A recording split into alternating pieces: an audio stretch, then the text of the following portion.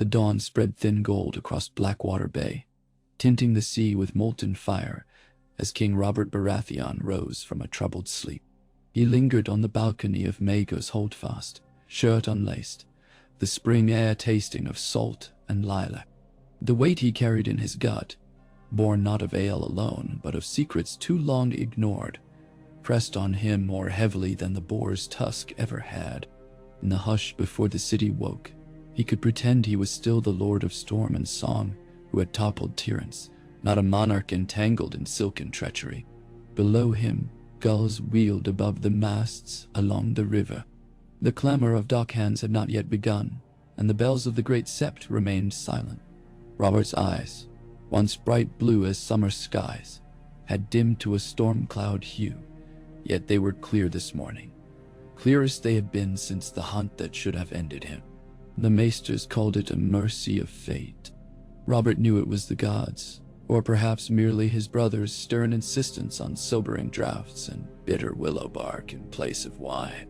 Stannis' medicines had tasted like defeat, but they had humbled the king without breaking him.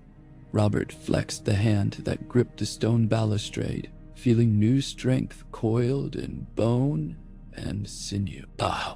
His belly still sagged beneath his nightshirt, but every day the court whispered of his vigor returning. And every day Cersei's emerald stare grew colder at the small council table. That, more than any healer's praise, told Robert he was awakening to himself again.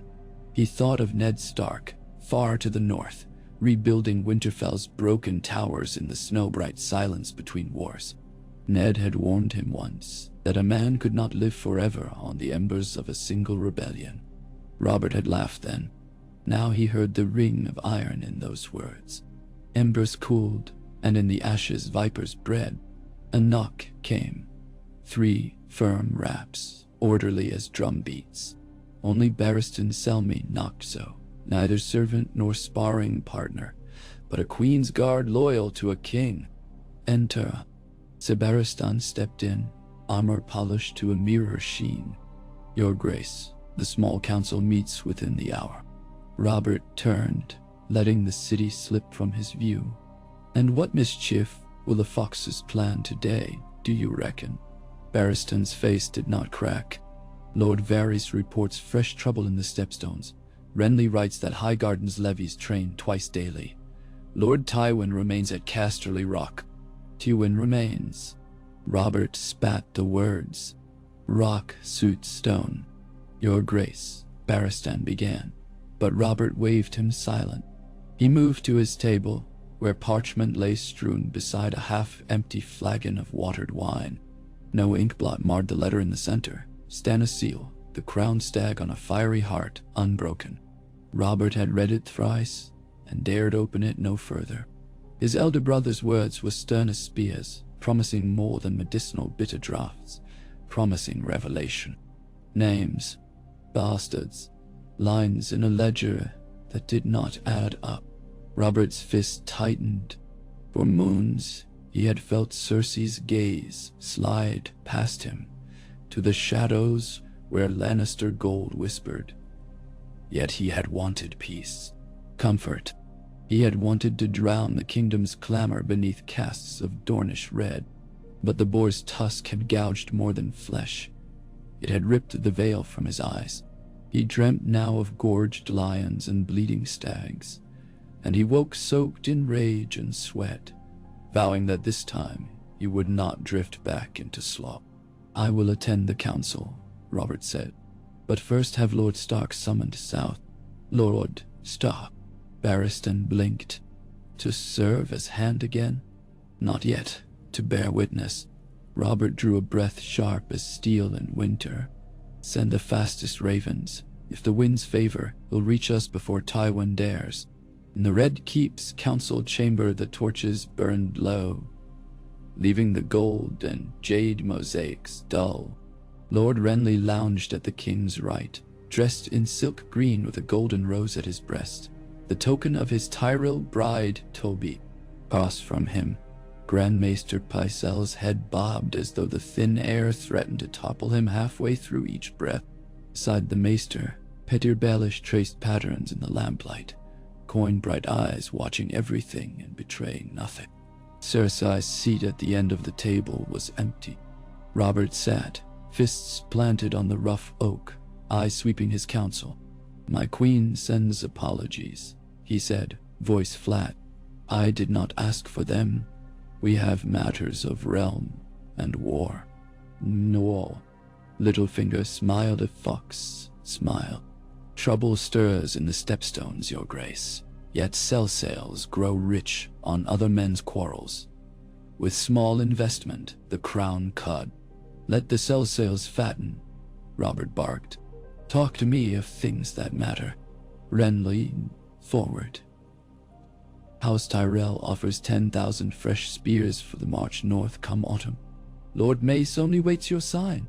Pycelle's beard rustled. "A generous gesture, though the crown's coffers are." Robert slammed a fist, rattling inkpots. "Gold," he snarled, "is not what feeds a kingdom. Honor feeds it. Justice. I will have both." Silence fell like a drawn blade. Littlefinger's quill paused mid-note. Renly shot Varys a glance as the spider drifted from shadow, soft-footed. "Justice, your grace," Varys purred. "Then perhaps the wine cellars should be searched." Robert's laugh boomed. "Say it plain." Varys' bald head glistened. "Rumors cling to the queen's kin. Some whisper of plots coiled round your throne." "Some," Robert echoed. "Do you whisper so?" "I repeat only what the little birds sing," the eunuch said, bowing. Robert felt the heat rise behind his ribs, that boiling storm he once loosed upon Rhaegar the Trident. "Fetch the queen to me, now." Renly half rose. "Brother." "Stay, Renly." Robert's gaze never left Varys. "Barristan, bring Cersei Lannister here, if you must drag her by her golden hair." Selmy bowed without a word and strode out, white cloak billowing. Littlefinger finally spoke, voice smooth as oiled hinges. "A delicate matter, your grace. Should the queen be distressed publicly, tongues may wag." "Tongues already wag," Robert said, "and soon heads will roll. Best the realm learns its king is not blind." "Not Domini." Cersei entered on Ser Barristan's arm, her gown crimson velvet that flowed like spilled blood along the tiles. Green eyes flicked over each counselor before settling on Robert. "Cool, assessing, fearless. My king summons," she said, yet forgets to kiss his queen good morn. "Spare me your honeyed rot." Robert pointed to the seat opposite. "Sit." She sat with feline grace, gown whispering as it settled. Her chin lifted a fraction. "You dress me down before these men. Is this your idea of husbandly affection?" "Nisiwani," and Jowd wine. Robert reached for the sealed letter, slid it across the table. "Stannis writes of royal bastards." Color drained from Cersei's cheeks, but her voice stayed silk smooth. "Stannis envy festers like grayscale. He will say anything to poison you against me." Robert's finger tapped the stag seal. "He names each child of mine, born of tavern girls and washerwomen. He lists their black hair and blue eyes. He sets them beside Joffrey, Myrcella, Tommen. Tap, tap, tap. Tell me, wife, why do their locks gleam gold as Lannister coins?" Pycelle's quill snapped. Renly sucked a breath. Littlefinger watched like a man at tourney. Cersei's lashes lowered. "You dare shame me for what you squander. You bed half the whores of King's Landing, and sired no true-born heir." Robert roared, "Answer me." Cersei rose, palms flat upon the table. Jewels glittered like shards of sunset in her hair. "Because you are no king in truth, Robert. You are a relic of battles long won, drunk on your own legend. You left this kingdom to rot while you chased ghosts of glory. Noane." The word struck, yet Robert felt only ice now, pure and cutting. "Is it Jaime?" Silence stretched, brittle. Then Cersei's lips curved. "He is more a man than you ever dare." Renly recoiled as if slapped. Littlefinger's smile vanished. Varys' eyes widened almost imperceptibly. Robert stood. Aye. The chair scraped stone. Between breaths, the room shrank to the distance between them. King and queen, stag and lioness. "Sir Barristan," Robert said, voice iron. "Escort the queen to her chambers. Post 2 guards at her door. No visitors save my leave. None manual d." Cersei's laugh was a silver lash. "You will regret caging lions." "Perhaps," Robert said. "But first I will declaw them." Barristan took her arm. She jerked free. But the old knight's grip held firm. Dignity remained, though triumph had fled her eyes. As she swept from the room, Robert turned to the stunned council. "Lord Baelish." Littlefinger inclined his head, mask restored. "Your Grace, you are named Master of Coin. Today you serve as Jailer of Coin. Seal the Lannister vaults in the city." "A bold request." Littlefinger's smile edged sharp. "The lions' coffers fed our wars, our debts. They fed corruption." Robert's eyes burned. "Lock them." He spun to Renly. "Send word to Highgarden that their spears march under the stag alone. To Parcel, ravens to the Eyrie, to River Run. Summon my allies. The king calls. Banners." Bran Naster Parcel, hand trembling, bowed low. Robert exhaled, the last of weakness clawing from his throat. He tasted blood and fire and a promise, forged at Storm's End years ago. Never again to bend the knee to tyrants. He had broken that promise in wine-soaked indolence. Today, he reforged it. "Dismissed," he growled. That night, Robert donned mail for the first time in 2 years. The lynx bit into his shoulders. The familiar weight steadied him like a faith reborn. Moonlight on steel cast ghostly shadows as he strode the yard. Men halted at his passage, some saluting, others gaping as though the bronze titan of Bravos had come alive.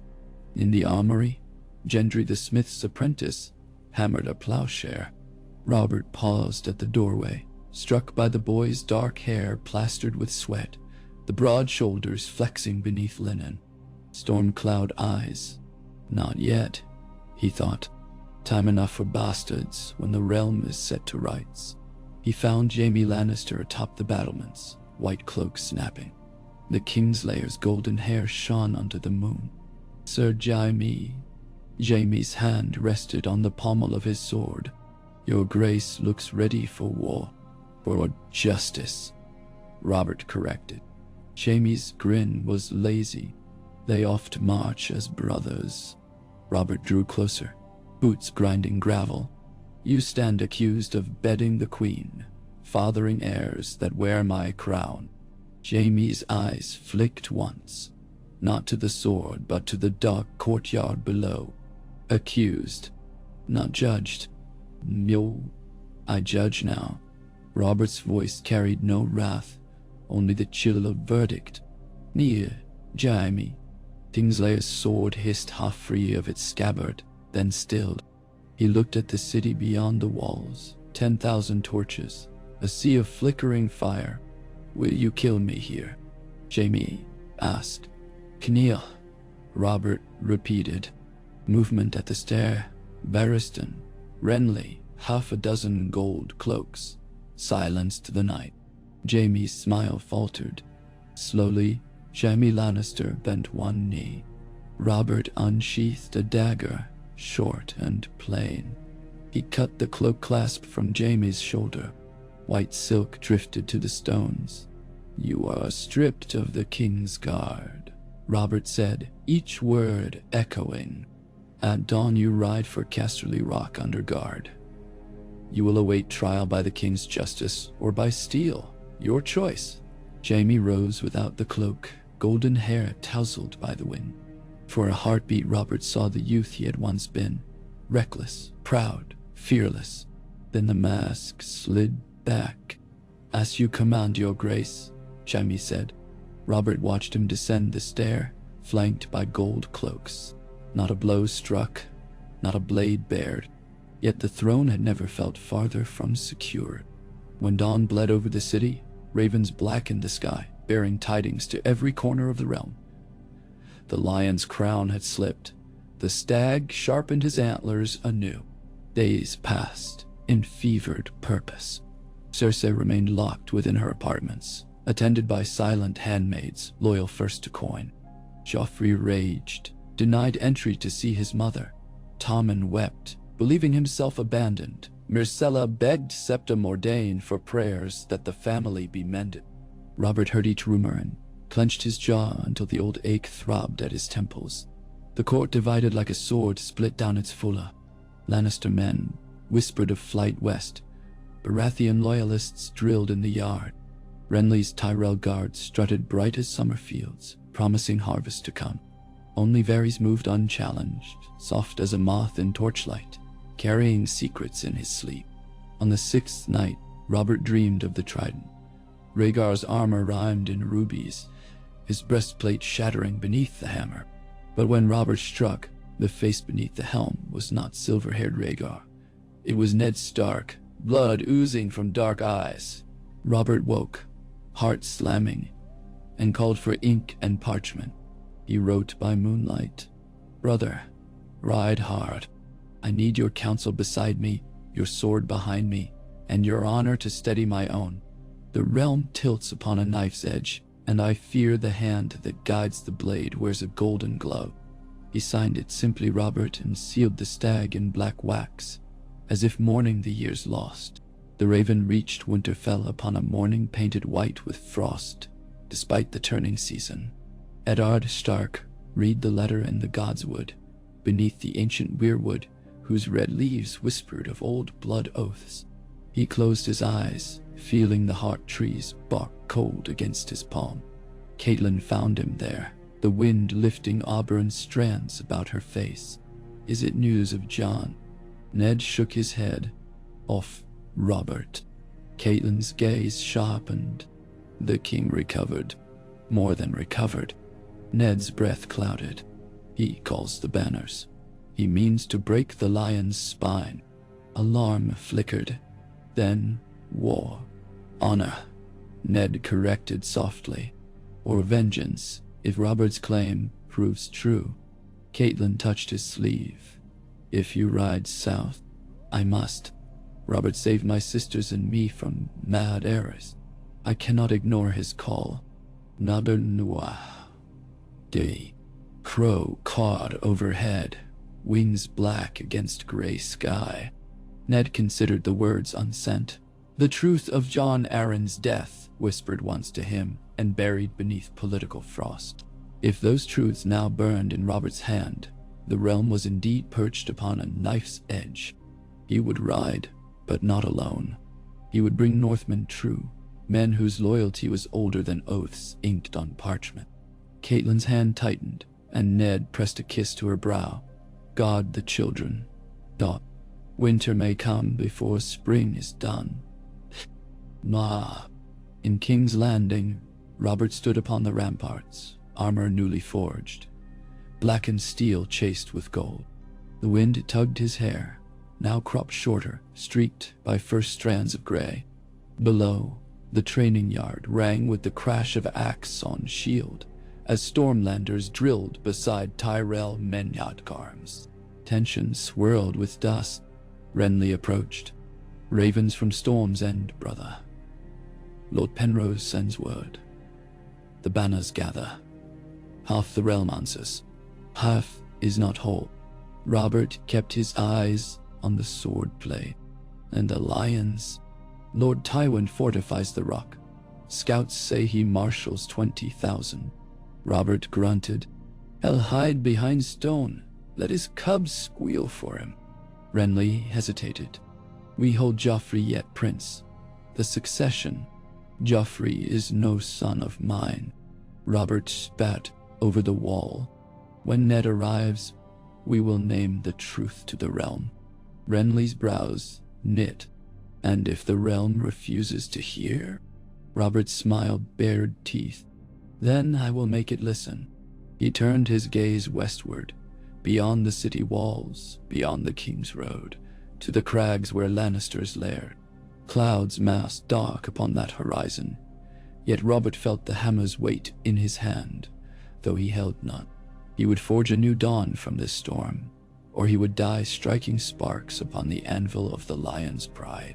The wind carried the first faint smell of summer fires, of fields to be scorched, of banners to be torn. And Robert Baratheon, king of the Andals and the first men, let the scent fill his lungs. For the first time in years, the taste of war did not sour his tongue. It tasted of purpose, and in the crackling hush between gusts, he thought he heard the realm itself breathe, poised upon a heartbeat, waiting for its king to roar. The roar would come.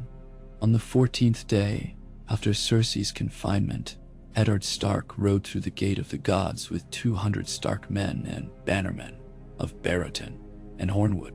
The city buzzed, markets echoing with rumor. Some hailed Ned as savior, others cursed him Lannister lackey. Ned dismounted in the outer yard, eyes on the red keep rising red and forbidding.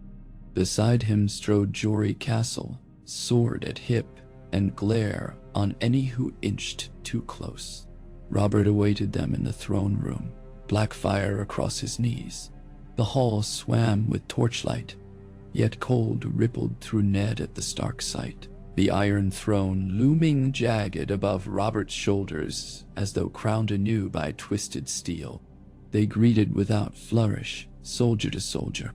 Robert dismissed the guards, even Renly, so only 2 men and a silent throne remained. "You know why I called," Robert said. Ned's nod was slow. "I know. I pray the charge is false." Robert's laugh held no mirth. "False?" I looked in the boy's eyes. "There's nothing of me in him, Ned. It is all lion." Ned's mouth tightened. "The law is clear. Treason or bastardy. Either claim demands proof, trial, the judgment of the realm." Aye. Robert offered the sword Blackfire across open palms. "Then stand beside me, old friend. Help me lift this realm out of the mire." Ned's gaze fell upon the blade once wielded by Aegon the Conqueror.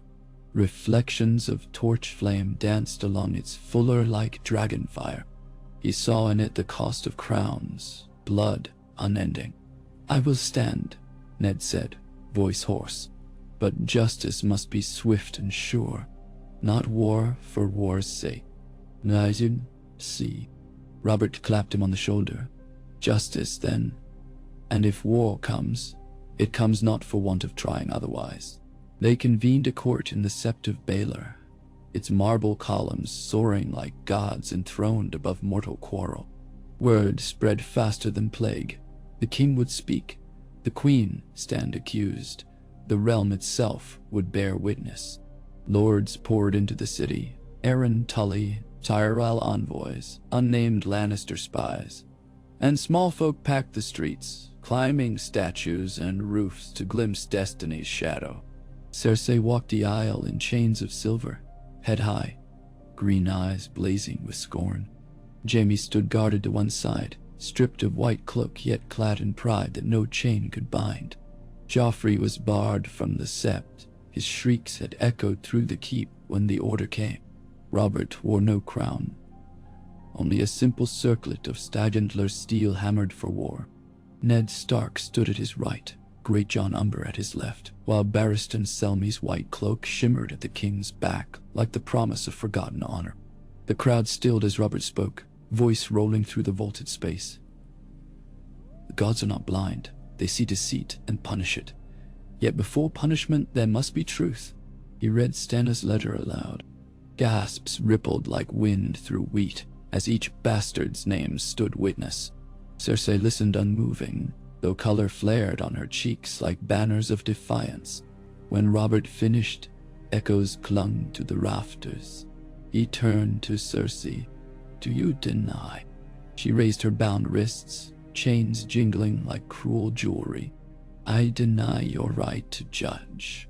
You abdicated judgment when you abandoned your wife for sluts and wine." "We don't... Zil," murmurs. Littlefinger's lips twitched as though savoring the chaos. Pycelle dabbed his brow with a trembling cloth. Robert's jaw clenched. "Answer, BARATHEON." "I answer this," Cersei said, voice clear as bells. "I would sooner mate with a goat than bear your seed." Roars erupted, some in outrage, others in dark glee. Robert's face went crimson. He lifted a hand. Silence fell. "Then by law of gods and men, your children are bastards. Your claim to queenship forfeit." He faced the gathered lords. "Who here challenges this?" Tyrell's envoy remained silent.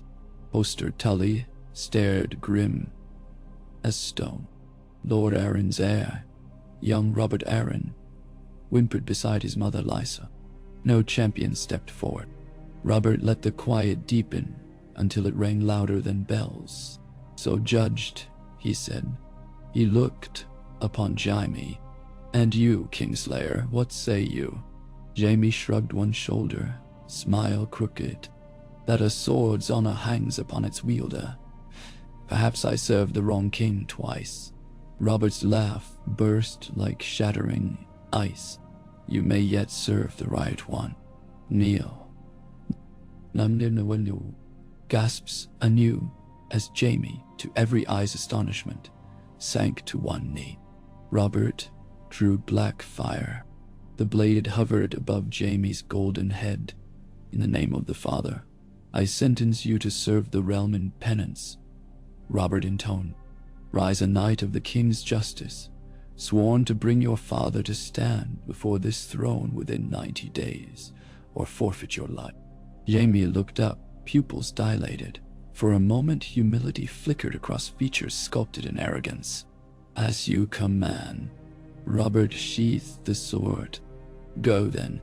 But know this, should you turn cloak, every river and field will rise against you." "Nanan Dalisi." Jaime bowed, chains unshackled by Barristan. He strode from the Sept, cloaked now only in the eyes of every soul present. Eyes that would follow him to the ends of Westeros. Cersei's laughter followed him, brittle as glass. "He will bring Tywin upon you, Robert, and when the rock marches, let it march," Robert said. He lifted a hand. 2 guards seized Cersei, leading her from the dais. Robert addressed the assembly. "The lion has grown fat upon our kindness. No more. Lords of the realm, ride home and sharpen your swords. Gather your harvest early. We ride before the leaves fall." Renly stepped forward, voice carrying. "Storm's End stands ready. Highgarden stands with us." Hoster Tully's son, Edmure, added. "River Run answers." Even dour Lysa Arryn bowed her head, the Vale's pledge unspoken but understood. Robert surveyed them, chest swelling. "Then let the lion hear the thunder of 10,000 hoofs. Let him tremble in his den." The Sept shook with answering cries. Robert knew the road before them twisted with blood and heartbreak, but the choice once made became its own form of mercy. Better the realm bleed swiftly than fester. He lifted his arms, a smith at the forge, testing the heft of a kingdom newly remade. Somewhere beyond the Red Keep, drums beat and banners unfurled beneath the sun like stories yet unwritten. That evening, in the cool quiet of the Godswood Pond, Sansa Stark wept softly, petals from a single pink rose drifting upon the water. She had believed herself destined to be queen beside Joffrey. Now Joffrey was no prince in truth, only a boy imprisoned in his chambers, stripped of titles and future. Arya sat across the pond tossing pebbles, scowling at each splash. "Father says we ride north again," Arya muttered. "Father says many things," Sansa whispered. Arya flung another stone. "I hope we stay. I want to see the lion fight. I want to see the king winning battles." Sansa brushed tears. Battles are not songs, Arya. No, Arya said, eyes bright. They're better. Their voices faded into the whisper of leaves. Somewhere beyond, bells tolled for evening prayer, but within the godswood time dipped into still pools, reflecting faces half child, half woman, each dreaming a different song of tomorrow. Across the city, Tyrion Lannister lounged in the gloomy cellar of the broken anvil, refilling his cup. The imp wore traveling leathers dusty from the road. He had ridden hard from the Vale, escaped sky cells thanks to Bronn's sword and his own wits. Now word chased him, his sister unqueened, his brother bound to an impossible task, his father's pride wounded beyond measure. He sipped the sour wine. If this is victory for the stag, gods help the small folk when defeat comes. Bronn leaned against the doorframe, blade across his knees. We leaving, or drinking ourselves blind? Both, if time allows. Tyrion set the cup down. We ride at first light. Father will want every son under his roof. Bronn shrugged. Gold's good in war, better in peace. I'll ride as long as the purse stays fat. Tyrion grinned. Stay close, and I promise purse is enough to drown you.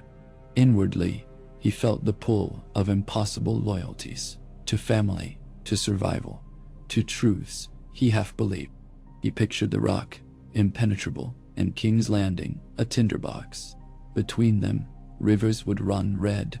If the king means to crush us, he mused aloud. Hellfine lions have claws yet. Bronn's chuckle rasped. Claws get dull when soaked in blood. On Dragonstone, Stannis Baratheon stood upon windswept battlements, reading the raven's reply from Robert. The parchment flapped, sea spray streaking the ink, yet the words burned clear. Come to me, brother. Justice needs your stern hand. For the first time in long years, Stannis felt warmth chase the chill from his bones. He called for Davos Seaworth. Prepare the fleet. We sail for King's Landing. Davos bowed, smile faint. The Lord of Light guides us. Stannis almost smiled back. Almost. The Lord of Storm's End guides us, he said, turning toward the mainland, where storm clouds gathered like banners of fate. South of the Blackwater, a lone rider spurred a dappled mare along the Roserod, cloak of pale gray swirling. Brienne of Tarth carried Renly's sealed command to her father at Evenfall Hall, bidding him gather swords for the king's cause. Though dusk deepened, she pressed on, heart pounding with more than exertion. She had seen the queen dragged in chains, heard whispers of false heirs. She had watched Sir Jaime, idol of her girlhood dreams, stripped like a faithless knight. Now oath and honor called louder than any child's fancy. She touched the hilt of her longsword, fresh forged, unnamed. Perhaps in days to come, the blade would earn a name upon a lion's shield, if the gods were good or cruel. Brienne knew little of the difference. She knew only duty. Thus the realm tilted. Bastards named, queens dethroned, swords unsheathed. Yet war, for all its thunder, marched upon quiet feet at first, upon ravens' wings, and whispered oaths, upon the slow turning of hearts long hardened by fear. Summer birds still sang in the orchards of the Reach. Children still chased hoops through the alleys of Flea Bottom. In the riverlands, fishermen cast nets, while above them, banners of trout and stag fluttered side by side.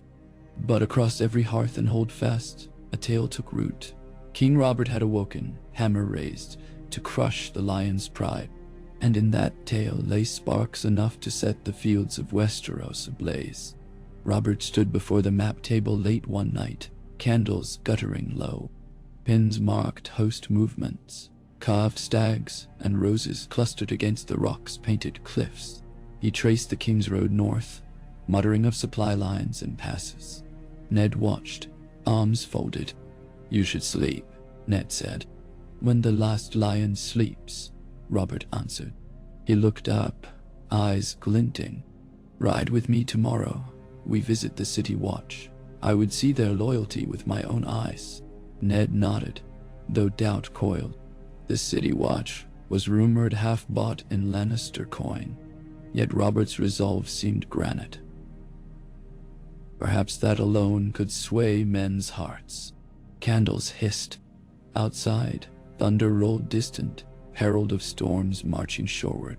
Robert planted a finger on the gilded rock. We meet them here, Ned. We smash them on their own ground. Ned's gaze followed the knife-sharp coastline. Many would bleed. Better their blood than the realm's soul, Robert said. He straightened, shoulders vast beneath the leather brigandine. I lost my way once. Not again. Not while a drop of Baratheon blood beats in this heart.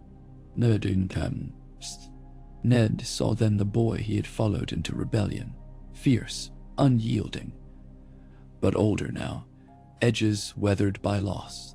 He clasped Robert's forearm. Then I ride with you, to the rock, and wherever fate calls. Robert gripped back, smile fierce. Lightning flashed beyond the window, outlining the Iron Throne's shadow across the floor. A jagged specter, half crown, half cage. Neither man glanced at it. Their eyes were on the reach ahead, on the long road winding west through fields ripe for reaping, on the future balanced between antler and fang. In the black hours before dawn, Cersei Lannister stared through latticework at the rising storm clouds. Thunder growled like distant drums. Her wrists ached where chains had rubbed raw. She traced each throb of pain, forging it into steel within her mind. The stag thought her beaten, the realm thought her caged. But a lioness cornered grew most deadly.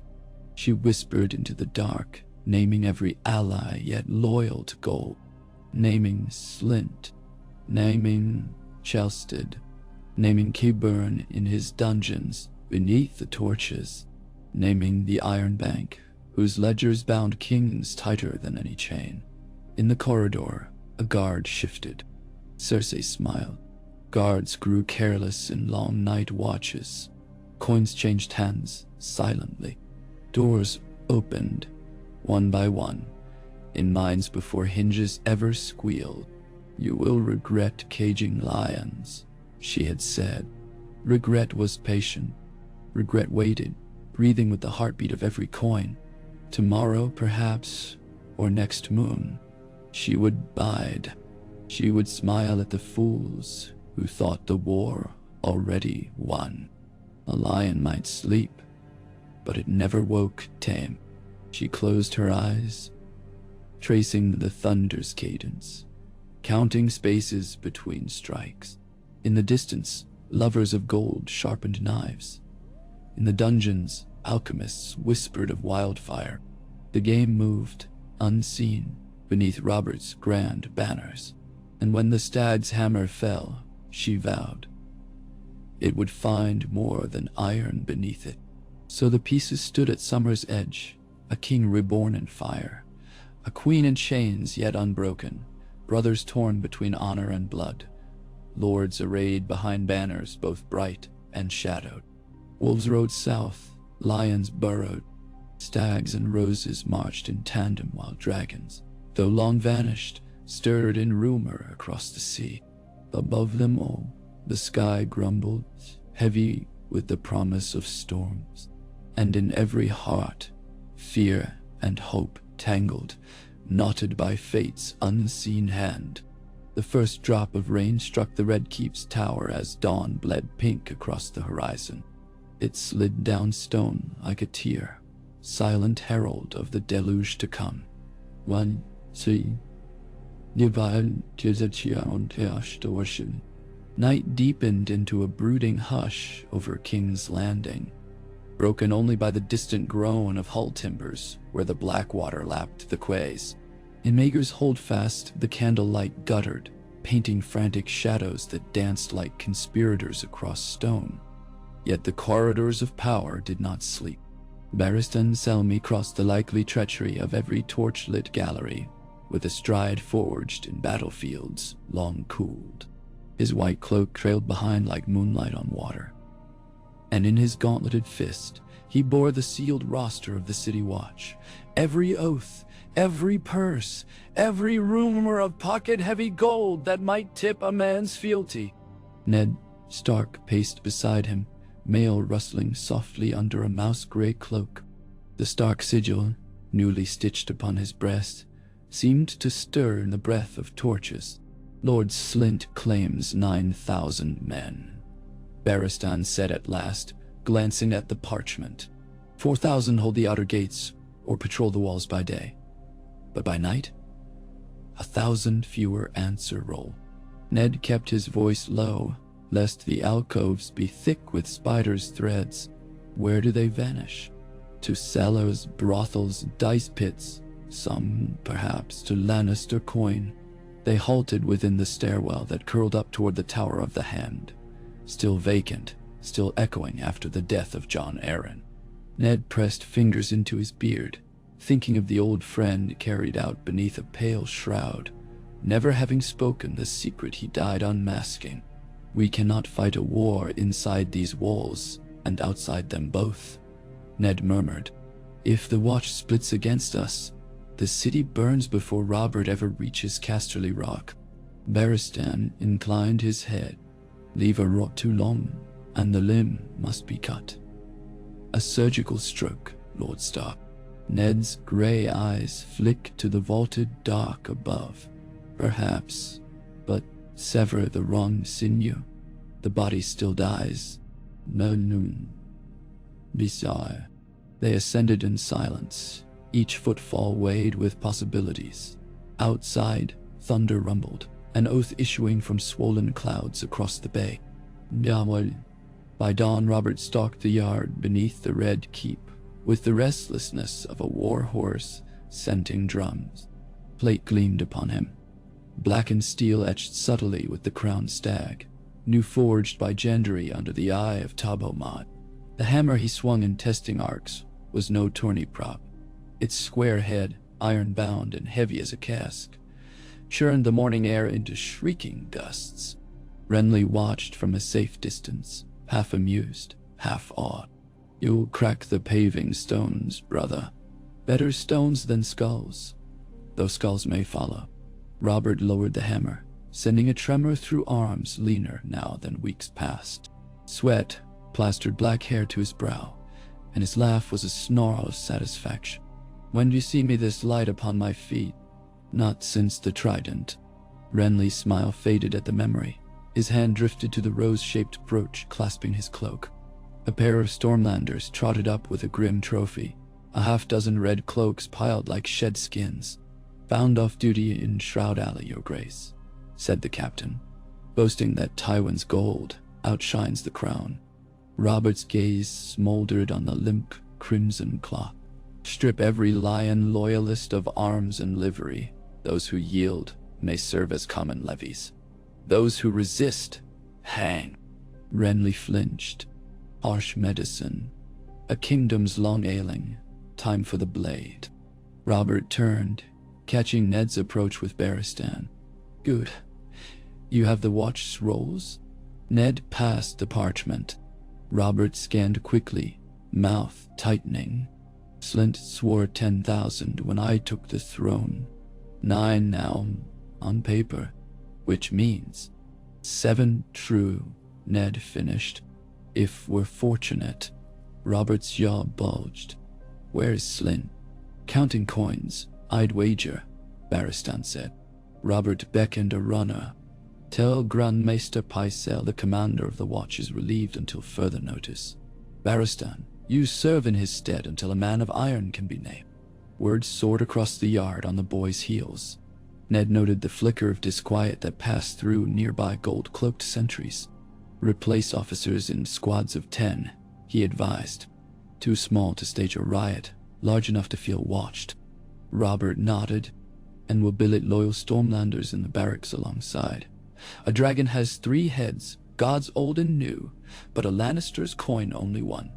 Cut it off, the body scurried. Renly's brows rose. You mean to confiscate their pay?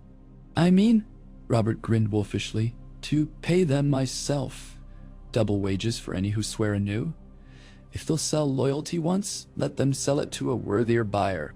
Ned could not help but smile at the blunt brilliance, but a shadow lingered. The empty throne room seat that belonged to Stannis, still crossing turbulent seas.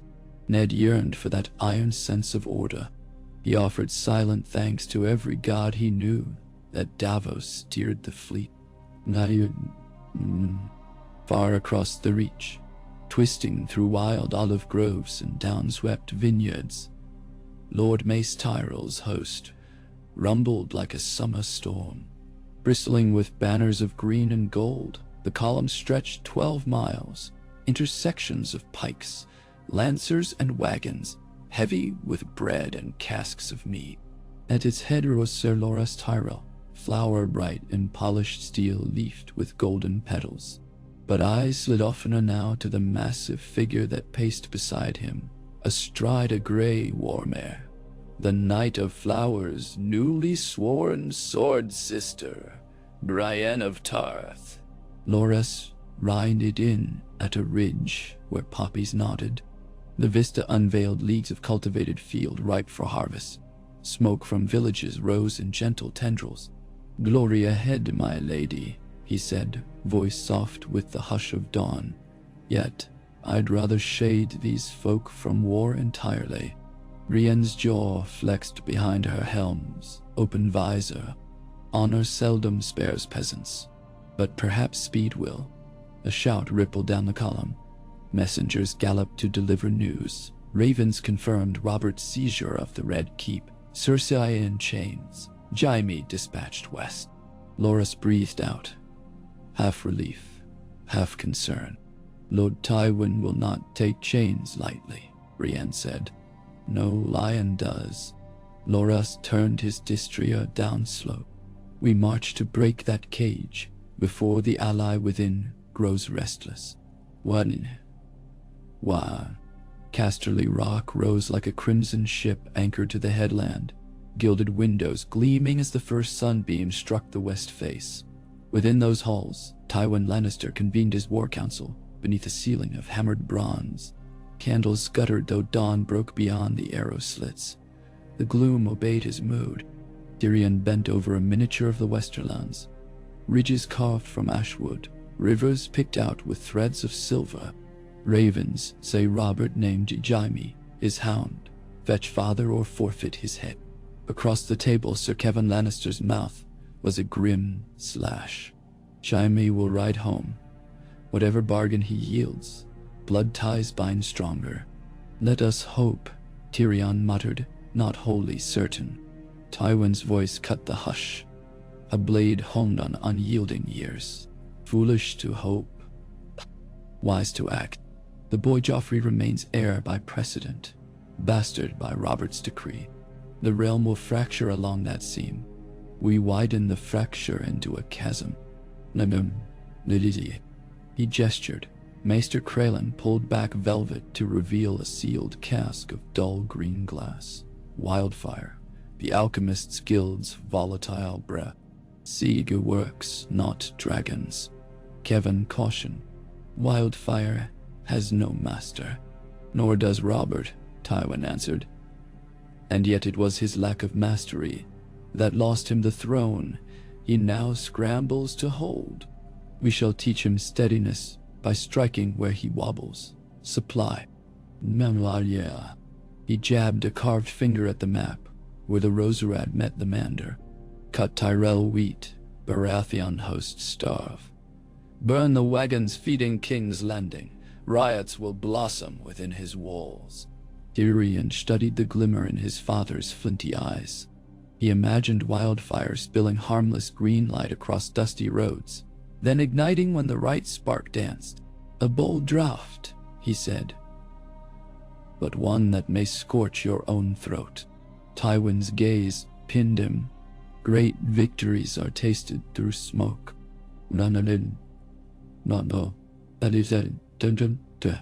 Jaime Lannister rode not alone, but at the heart of a cage of spears. 20 gold cloaks under Captain Sarek, plus 5 white-cloaked knights stripped of badges and lingered only for the honor of guiding their fallen brother home. Rain dogged them, churning the gold road into a river of ochre mud. Yet with each mile west, Jaime felt the weight of King's Landing slough off like a sodden cloak. At a ruined watchtower, they paused to water horses. A swallow flitted past as Jaime knelt by the stream, cupping cold water to his lips. Captain Sarek towered behind, hand loosely on pommel. "You could run, Kingslayer," the man remarked, "but these woods belong to Lannisters." Jaime smiled, water glistening on his beard. "What woods don't?" "Stormlands," Sarek offered. "Give us a moon." Jaime rose, wiping his mouth. "My father makes things grow where coin is sown." A horn blast pitched their banter into silence. Scouts returned breathless. A column ahead occupied the next ridge, banners unseen through mist, but lances tall. Sarek cursed. "Lion by the numbers." Jaime's grin flashed. "You'll escort me to them, I think." Sarek's glare narrowed. "My order is Casterly Rock, not Renegade Relief." "Very well." Jaime stretched, joints cracking. "We march to the rock. It lies beyond that ridge, does it not?" Within the hour, red banners waved recognition, and Jaime passed between lines of pikemen, who cheered even as their eyes slid warily to the gold cloaks in their midst. Lord Adamabrand himself clasped Jaime's forearm. "Your father waits, the rock's all teeth tonight." Jaime glanced east, where the sun fractured behind sullen cloud banks. "And King's Landing? Word, says Robert, sharpens justice." Marbrand's smile lacked warmth. "A sharp edge may shatter if struck on finer steel." Nita Lugdanis. In the dungeons beneath the Guildhall of Alchemists, pale Master Wisbeck welcomed Qyburn, with a bow too deep for one disgraced by maesters. Green light from countless glass flasks flickered across Qyburn's gaunt face. "The Queen regrets she cannot visit," Wisbeck whispered. "Chains hinder," Qyburn replied, fingertips grazing a cask warm to the touch. "Yet her reach extends beyond steel so long as we remain creative." Wisbeck's eyes shone greed-bright. 50 jaws stand ready, but moving them unseen. "Leave that to silk and shadows." Qyburn produced a finely etched blade of glass, no longer than a finger. "Token of gratitude for your loyalty, wild as glass from old Valyria, cuts flesh so fine the wound stays sleeping until the heart forgets to beat." Wisbeck accepted, shuddering in fascination. "Poison for quiet halls. Insurance." Qyburn's smile was thin as parchment. "The king's justice looms. Yet justice, like wildfire, spreads where wind desires." Nador Noyhin. Disobedimen. The sea bitch sliced through foam when sun finally crowned a churning horizon, flagship of Davos Seaworth's vanguard. Canvas bellied with frost-sharp wind. Gulls circled the mast-tops, crying warnings none aboard heeded. Stannis stood at prow, jaw clenched, as the first turrets of the Red Keep came into hazy view 50 leagues distant. Davos approached, cloak whipping. "Riders on the shore, my lord, storm banners in black." "Robert's drovers," Stannis said. "He expects us." Davos risked a faint smile. "The king needs you, your grace." Brothers forged anew. Stannis' gaze remained fixed on land. "Brothers break as easily as meld. We shall see which we are." "King Robert fought half the realm to put you in that seat at Dragonstone." A muscle jumped in Stannis' cheek and left me there, cold and hungry. While he drank sweet wine in King's Landing, he exhaled, long and hard. "But he calls now, and duty forbids sulking." He turned to survey his fleet. 24 wargars, sails emblazoned with the fiery heart and stag sigil. "Make harbor by dusk. Tomorrow we dismantle the city watch, plank by rotten plank." "Nully, none domain." Yamazamash Shiru. King's Landing tried to wear the guise of normalcy as dusk fell. but tension quivered like harp strings from flea bottom to the marble wings of the Sept. Market criers hawked eels and onions, yet eyes flicked ever to the sky where ravens crossed. Blackening sunset. Street preachers shouted of lions in sheep's clothes, of bastards on the throne, of gods angry at mortal pride. Children chalked stags trampling lions upon alley walls. In an attic above the Street of Sisters, Varys removed the slippers that muffled his tread and settled onto a lacquered stool. Across from him sat Shae, pupils wide in candle glow. "Chopay," Shae murmured, rolling a golden dragon between deft fingers. "In jewels, too. And your paw." A bed, an ear, a smile. She smirked. Secrets cling to pillows. Varys smiled with polite sorrow. Yet pillows may smother. His gaze drifted to the hidden doorway behind her, where two silent, unsullied waited. "Serve well, dear child, and coin will rain." Shae pocketed the dragon. "What of the dwarf?" "Sir Tyrion rides through rain and danger. He values companionship." Her laugh was low.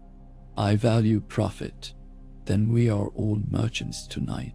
Varys bowed, robes whispering. "May your ledgers remain unbalanced toward fortune." Rizzo was a 3 days later, thunder truly broke, not of sky but steel. The first clash of stag and lion erupted outside Ashford, where the Roserad crossed slender Barrow Brook. Lord Rendell Tarley commanded the vanguard of the Tyrell BARATHEON coalition. 4,000 infantry, 2,000 heavy horse. Opposite him, Sir Emery Lorch led a screen of 1,800 Lannister outriders, tasked with delaying until the main host marched up. Wildflowers wilted beneath hooves as knights aligned in wide meadows. Tarley rode the length of his line, barking orders like a drill master. "Shields high, pikes braced, archers loose by my mop." His surcoat, green boar on yellow field, whipped in wind heavy with storm scent. Across the brook, Lorch's men formed into ragged wedges, scarlet cloaks rain-soaked to rust brown. Trumpets blared. Rain hammered down in cold sheets, muddling banners into bleeding smears. First exchange belonged to arrows. Tyrell longbowmen loosed in disciplined volleys. Lannister horse balked as shafts thudded into mail and leather. Lorch cursed, spurring forward to break the line by shock and momentum. But Tarley's infantry had driven sharpened stakes into sodden ground overnight. Charging destriers met a thicket of wood and iron. Ranks collapsed in bloody confusion. Into that chaos thundered Tyrell heavy cavalry led by Sir Loras himself, his white charger ghost-like in downpour.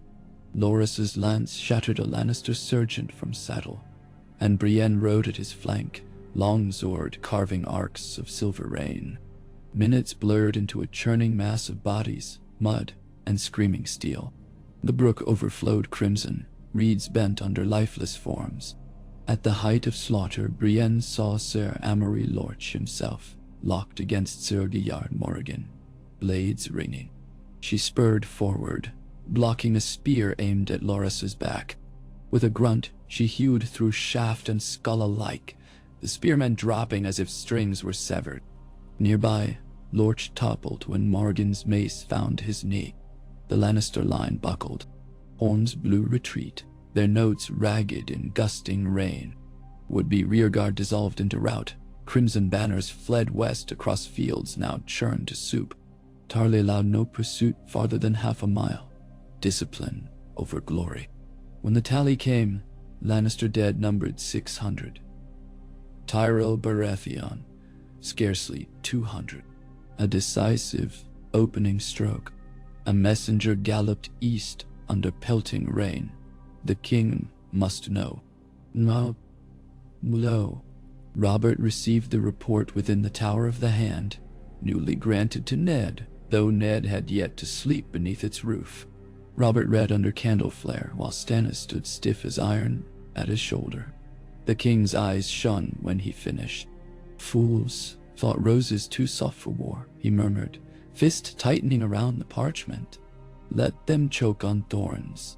Stannis' voice rumbled. One skirmish wins no war. Tywin still boasts 30,000 behind walls of gold. Robert looked up, smile fearsome. Then we lure the lion out. We strike the golden tooth quicker than he expects. Supplies first, Stannis cut in. King's Landing's granaries sit half empty since Winterfell harvest failed. A hungry city revolts faster than Lannisters charge. Robert's smile cooled. Always you preach caution. Always I preach survival. Stannis crossed arms. Renly rides ahead of himself, waving banners he ought consider ballast. Tarly's victory bleeds Tywin nowhere fatal. Keep your hammer for the anvil strike, not sparring blows. Ned watched brothers tilt like storm clouds colliding. He cleared his throat. Lord Stannis speaks wisely. But momentum matters. The realm must see progress or doubt returns. Robert exhaled. Very well. We split. I march with 20,000 to Harrenhal, rally river lords. Renly and the Tyrell host hold the Roserad, harrying supplies. Stannis, you guard the capital and root out every viper. Stannis' jaw clicked, but he inclined his head. I will guard what you leave me. Robert clapped his brother's shoulder, harder than affection required. Remember, the City Watch bows to you now. Feed them loyalty. Now me. In grain and discipline, both. Me. Only bend. That same evening, Cersei knelt before an open trunk in her bedchamber, fingers rifling velvet pouches sewn cunningly into lining. Each held stones cut to catch candlelight like captured embers, rubies, fire opals, deep green emeralds. She tipped them into a waiting goblet of watered wine until the jewels lay submerged, glittering like drowned stars. You poor things, she whispered. Better to sink than be pawed by stags.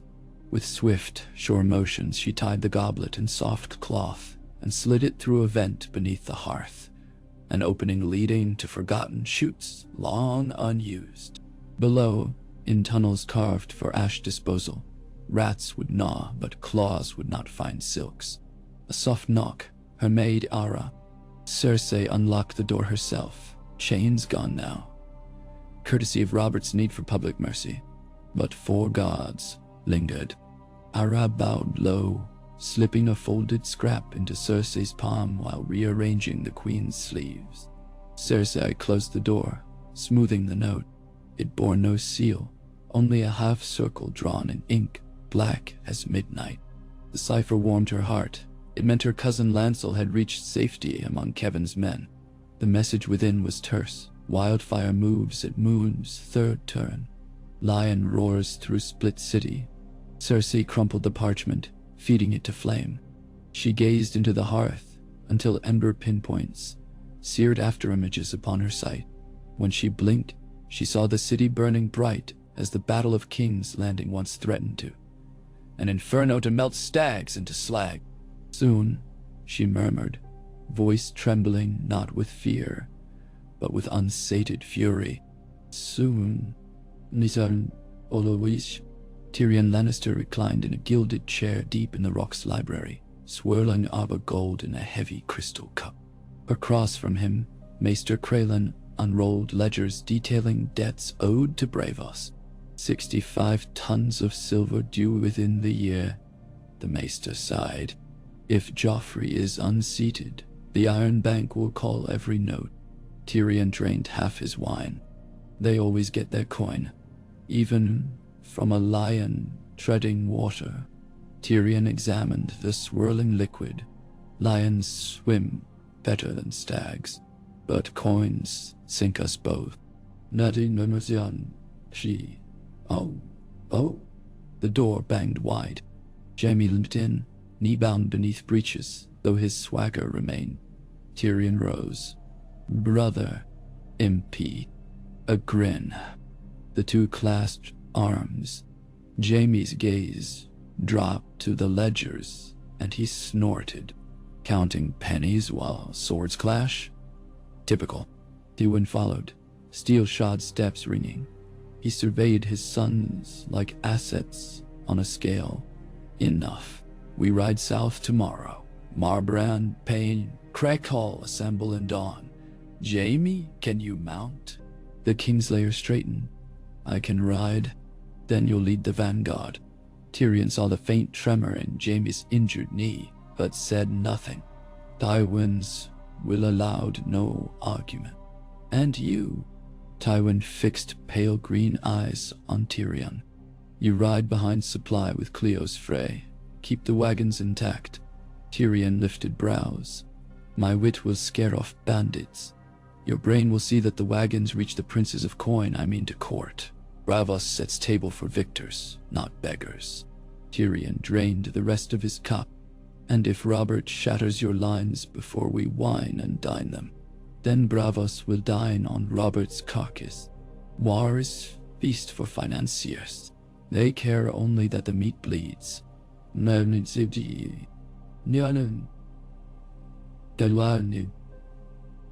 a humid night in Flea Bottom, a clandestine assembly gathered within the shell of a half-burned brewhouse. Janos Slint, newly stripped of office. Simon Templeton, once master armorer for the Gold Cloaks. And Eon Hunter, whose smuggling ring fed the brothel's endless appetite for arak and dreamso. At the head of a cracked table sat Qyburn, hooded. The Queen extends gratitude. Qyburn intoned. Gold enough for each man here to drown a city. Slint spat. Gold I had, titles I lost, and titles you may regain when power shifts. Hunter barked a laugh. Powers stag-shaped now. For the moment, Qyburn conceded. He withdrew a tiny glass blade from a roll of velvet, sliding it across the table so moonlight kissed its edge. But even a stag may bleed at a finger's prick. You will each prick. Templeton frowned at the sliver. What's that cut? Reality, Qyburn whispered. A flesh wound so fine, it cannot close until too late. The conspirators exchanged uneasy glances. Slint wiped sweat from his brow. You want murders. I want liberation. Qyburn's gleamed. Open the gates when Lannister banners appear. Sow panic among watch posts, and deliver the hand to me. He placed on the table 3 cork-stoppered phials containing swirling liquid of ghostly green. Or let the wildfire decide. Namdamnidal.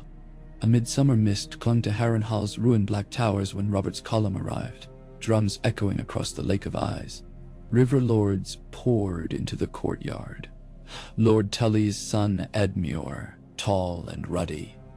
Blackwood and Bracken, eyeing one another like caged wolves. Sir Brynden the Blackfish with his scouting retinue. Lord Roose Bolton, pale and unreadable as moonlit snow.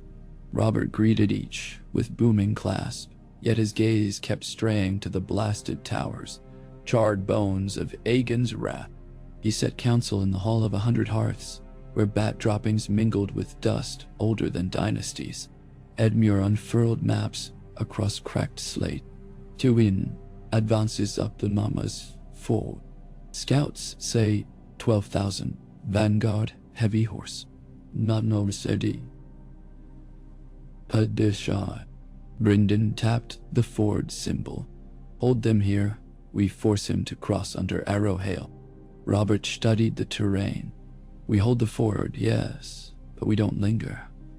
While Tywin tests the ford, Renly wheels behind and takes Golden Tooth. Trap him. Roose Bolton's voice was soft as damp fur.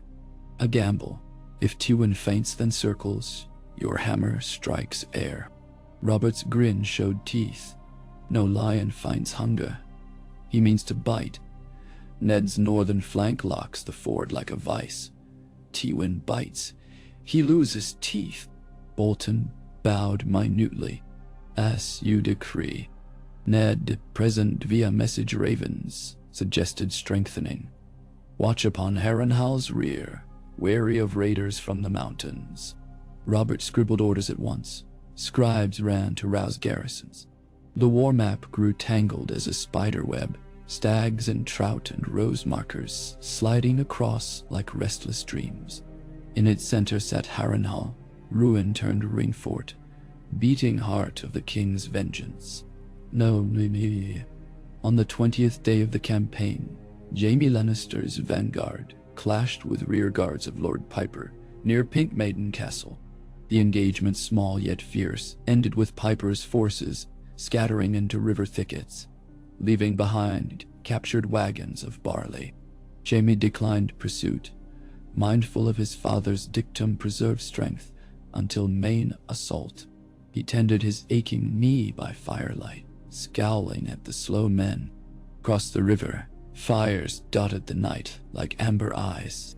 Jaime sipped watered wine and mused that each flame marked another house that might or might not rise for him tomorrow. He found himself picturing Cersei, confined within the Red Keep, her wrath coiling like smoke. He missed her with an ache that felt like stolen bone. He swore, tossing wine into fire. "It's only wine," Tyrion said, appearing from shadows. Jaime's surprise was genuine.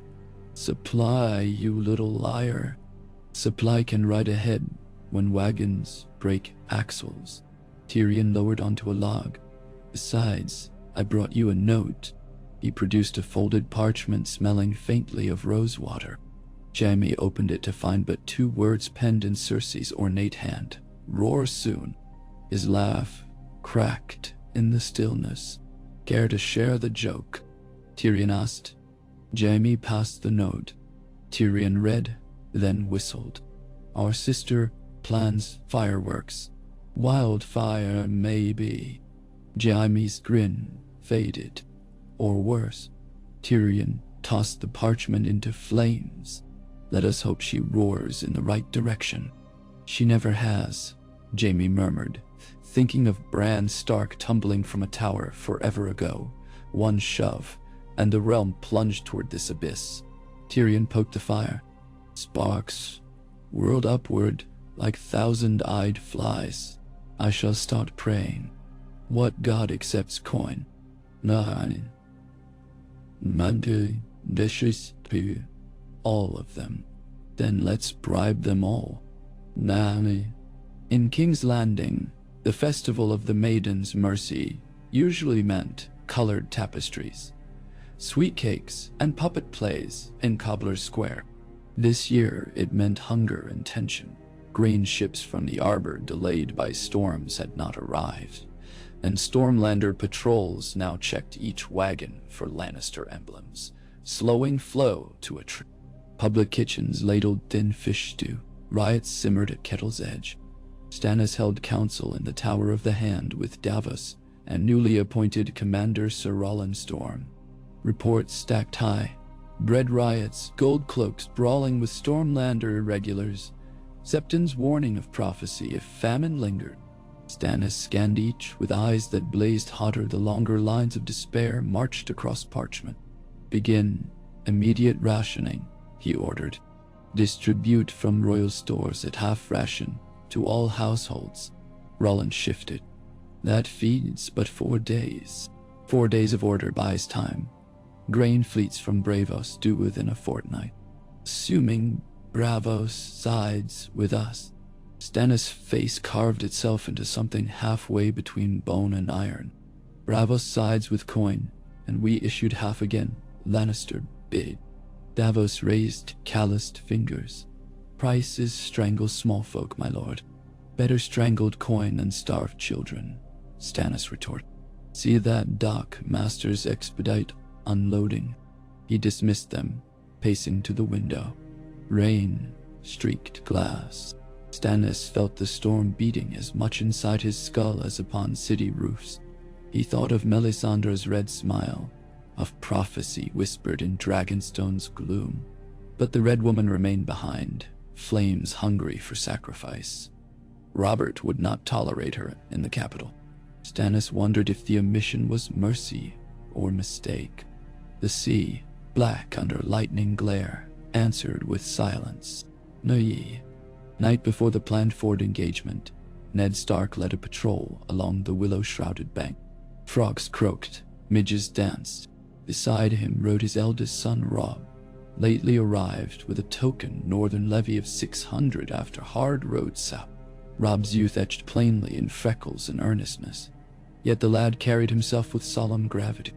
"Father," Robb said, chin lifted, "is our place truly here? North may quake when ravens bring word. We ride with lions at our flank." "Nanaman, yeah. Our flank holds no lion," Ned answered. "Only men who forget who rules them. We remind them." Robb's silence considered that. "Do we march against Lannisters for Baratheon justice or Stark honor?" "Both, I hope," Ned said. "But either way, men will die." They reined up where marsh met deep channel. Cross, faint torch specks flickered. Tywin's forward scouts testing currents. Ned's gaze narrowed. He sensed the shape of battle curling like storm cloud beyond horizon. He smelled it on the water like iron and rot. "Remember," he told Robb softly, "honor is not glory. Honor is a debt paid with choices. Glory seeks spectacle. Never confuse them." Robb's nod was solemn. Rain began again, whispering on willow leaves, like distant applause. They turned back toward campfire glow, shoulders hunched against gathering dark. "Nanzi, Lady Donansh, Yedenoshat, Wura, right."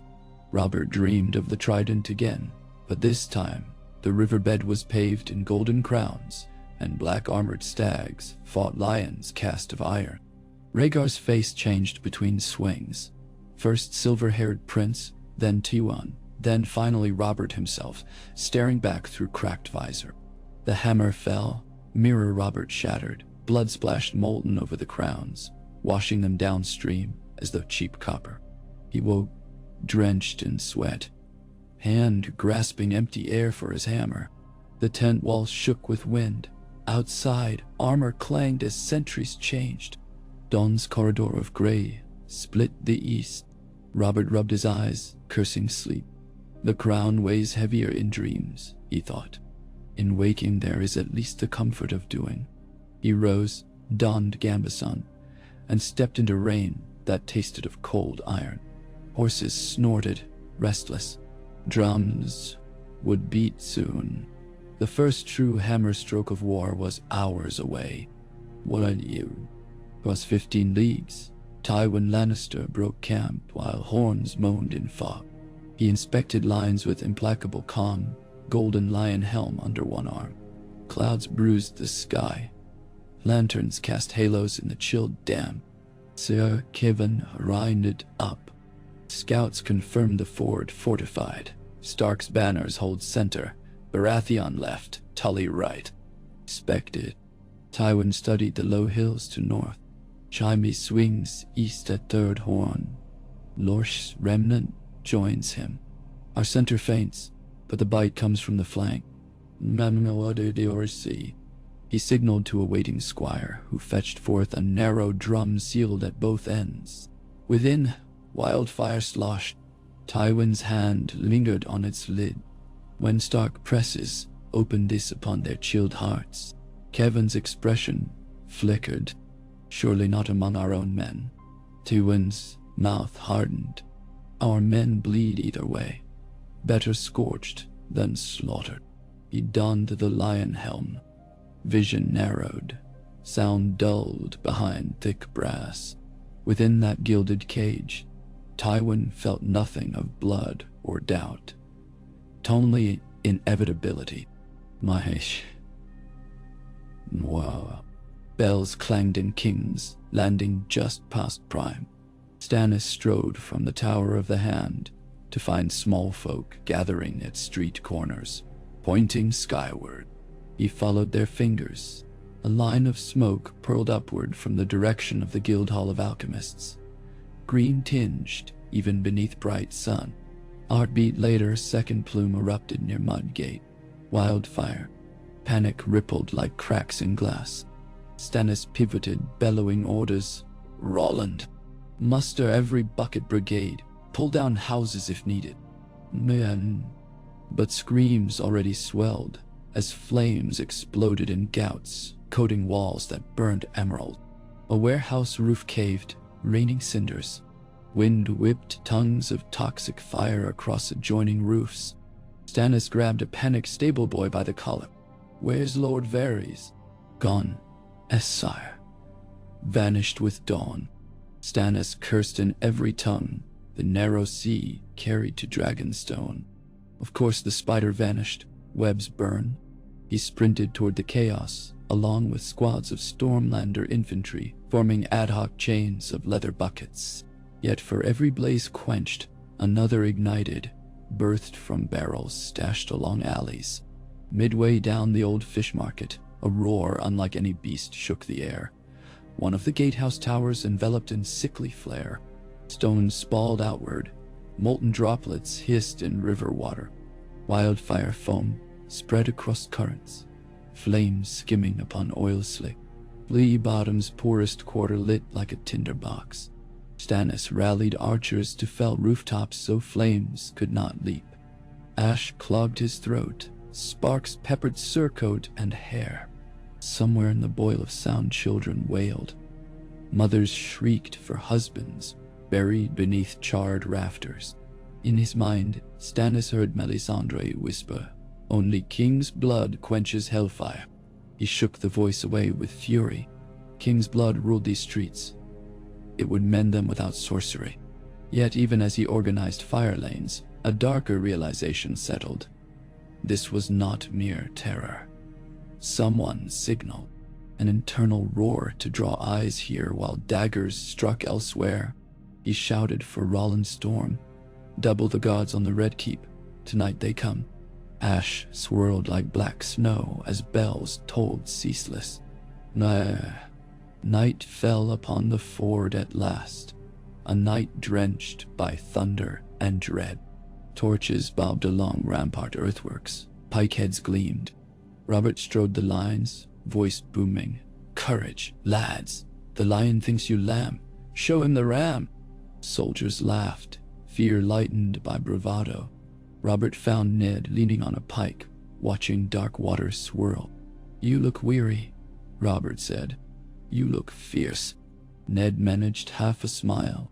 "Tomorrow," Robert whispered, "the realm rights itself, or loses itself." Robert reached out, gripping Ned's shoulder. "If it breaks upon us. I'll not let it shatter." Thunder rumbled. Ned heard distant horns from the west, Lannister's signals to muster at dawn. He felt the ground itself tense, like drawn bowstring. Robb arrived, sword buckled, eyes bright with fear disguised as resolve. Robert clapped the youth's back. "First battle." Robb nodded. "Remember your father's words," Robert said. "Swing steady, guard high, and think of home when you're scared." "I will, your grace." Robert departed to finish rounds. Ned and Robb watched his hulking silhouette vanish into torch glow. Robb exhaled. "She believes greatly." Ned gazed upon the river. Lightning split clouds, momentarily revealing black shapes massing on far bank. Siege engines, banners drooping wet.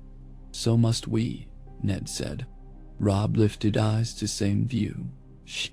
Thunder boomed again, louder, closer. The storm marched with lions. Nan, turtle your boys. Midnight, Tywin's engineers pushed pontoon frames toward river edge under cover of unnatural hush. Rain had ceased, air heavy with ozone. From distant hills Tywin oversaw, satisfied to see torches shielded by leather hoods. A stealth crossing. Suddenly horns wailed northwards. Stark sentries had sighted movement. Arrows streaked. Tywin's central feint roared forward, drums thundering. At instant, Jaime's flank force surged along hidden deer trails to strike the Baratheon left. Lannister horse crashed through pickets, red cloaks flaring like banners of blood. But they met braced spears. Stormland infantry did not break, and mud turned to clinging quicksand under pounding hooves. Jaime forged ahead, sword hacking, knee shrieking. He engaged a lumbering knight in antlered helm. Sir Courtenay Penrose, perhaps. Steel rang, sparks spat, Jaime's knee nearly buckled, yet he slipped under a mace swing and rammed steel through visor. Blood sprayed. Near a river, Tywin's center reached waist-deep water, only to find oak stakes hidden beneath surface. First ranks impaled, screams guttural. Bolts whistled from preserved mangonels Robert had concealed behind reed screens earlier that day. Giant skulls of stone crashed amid rafts, splintering them. On Baratheon right, Edmure Tully's river knights charged into the shallows, cutting at raft moorings, tangling ropes. The crossing devolved into quagmire. Tywin signaled second horn, release wildfire. Behind alchemists, uncapped casks along bank. Green ichor hissed onto water, pooling around fetlocks of Lannister warhorses. But driving rain earlier had left soil waterlogged. Much of the wildfire sloughed away before torches could reach it. Only pockets ignited, sickly flares that seared but brief. Worse, gusts of wind carried burning vapors back onto Tywin's lines. Men shrieked as flames clung to armor. Panic ripple. Kevin scrambled to contain spread, ordering units to douse cloaks in river and smother patches. Across churned field, Robert's war roar erupted. Now, Stormlanders and Northmen surged like unleashed tide. Pike walls advanced, drums booming heartbeat. Robert on his great bay thundered at vanguard. Hammer raised. He smashed into faltering Lannister line, caving helms into skulls. Ned's foot soldiers followed, swords disciplined, shield wall unbreakable. Robb fought close to his father, Winterfell men cheering the young wolf. He blocked a spear that might have spilled Ned's guts, earning a curt nod of approval. Jaime rallied his cavalry for countercharge, but found ground too sodden. Horses floundered. He wheeled to flank on foot, forming shield knot around twin lion banners. Torchlight revealed Robert bulling toward them, hammer black with gore. For heartbeat past counting, Jaime imagined facing the king one-on-one, but Wounded Knee refused such madness. He ordered retreat horn. Trumpets blared yet again. Lannister vanguard fell back across corpse-choked bank. Tywin signaled general withdrawal, his legendary discipline salvaging thousands from rout. Rearguard set reed fires to screen retreat. Smoke wove with chest-high fog, erasing shapes into ghosts. At dawn's bleak light, Robert surveyed the ford littered with broken rafts, drowned horses, charred men. He found Ned near river's edge, washing sword. "The lion bleeds," Robert said, voice husky. "Tomorrow, we pry him from his den." Ned nodded, but gaze lingered on rows of Baratheon dead laid out for pyres. "Yes, and we remember the cost." Robert's face softened. He clasped Ned's forearm. Always. Lightning ceased. Rain returned soft, washing blood from mail, but not from memory. Ravens flew each direction, to King's Landing announcing victory, to Casterly Rock warning of peril, to every lord weighing loyalties. The war of stag and lion had truly begun, and as the sky wept upon ruined riverbanks, beneath red keep rubble of wildfire, Cersei Lannister smiled through barred window, believing the first steps of her plan accomplished. Far from broken, her roar gathered in silence, a storm all her own, waiting to crash upon the realm in hungers none yet guessed. Tyrion should see. Clouds gathered low and bruised across the summer sky as dusk slid over the blood-wet riverlands. Soot from the pyres drifted in lazy spirals while Stark and Baratheon banners drooped, heavy with rain that still misted the broken ford. The ragged song of saws and hammers filled the encampment where surgeons had finished their grim business and carpenters now turned to coffins and litters. An iron hush hung on every tongue. Men spoke little, gripping cups of watered wine with hands that trembled from the dying lamps of battle still flickering behind their eyes. Within the shattered shell of an old Sept, outside Harrenhal, Robert Baratheon convened his captains by torch glow. Rain leaked through holes in the slate roof, pattering onto cracked tiles and the crumbling statue of the mother that wept stony tears onto its own feet. Yet the king cared nothing for sanctity. He spread his maps across the altar, elbows sweeping aside dry petals left by some unknown worshipper. Edmure Tully stood just left of him, gauntleted fingers tracing the serpentine bends of the trident. "Their retreat lines here," he said, tapping at the line between Pink Maiden and River Run. Beside him, Roose Bolton watched, pale eyes flat as polished stone, one hand on the hilt of a dirk whose leather still smelled of tanned men's skins. Great John Umber leaned over Edmure's shoulder, breath gusting ale-sour warmth into the damp. He stabbed a meaty finger at the map. "Bugger Tywin's line. He's half-wounded and hungry for home. Give me 3,000 hard Northmen, and I'll run him down before sunrise." "No, you will run straight into his rearguard and spend the dawn picking arrows out of your arse," Davos Seaworth said quietly from farther down the altar, where he and Stannis pored over a ledger that listed barley sacks and wagon oxen. Davos' rough sailor's voice never rose, yet every man not deaf heard him. Great John bristled, but Robert quelled argument with a raised fist. His gauntlet was off, and the hand beneath bore new scar tissue along the thumb, where a Lannister surgeon's sword had scored flesh. Robert flexed it, feeling stiff pain that reminded him he breathed. "We've bled them," he said, gravel low in his chest. Jaime's calf charge lies smashed, Tywin's central push guttered. "Yet you all know lions wound one, and it retreats into caves, licking itself ugly. Then it emerges twice as vicious. We must not chicken foot around Harrenhal waiting for the next roar." He turned to Stannis. "When do the Braavosi grain ships reach the Blackwater?" Stannis slid the ledger forward. "Weather holds them 2 days off Storm's End, 10 more upriver against current, 12 before unloading finishes. Too long for a starved capital," Ned Stark said from the Sept doorway, rain dripping from his cloak onto the threshold. He'd spent all day riding lines, counting how many men could still swing swords come morning.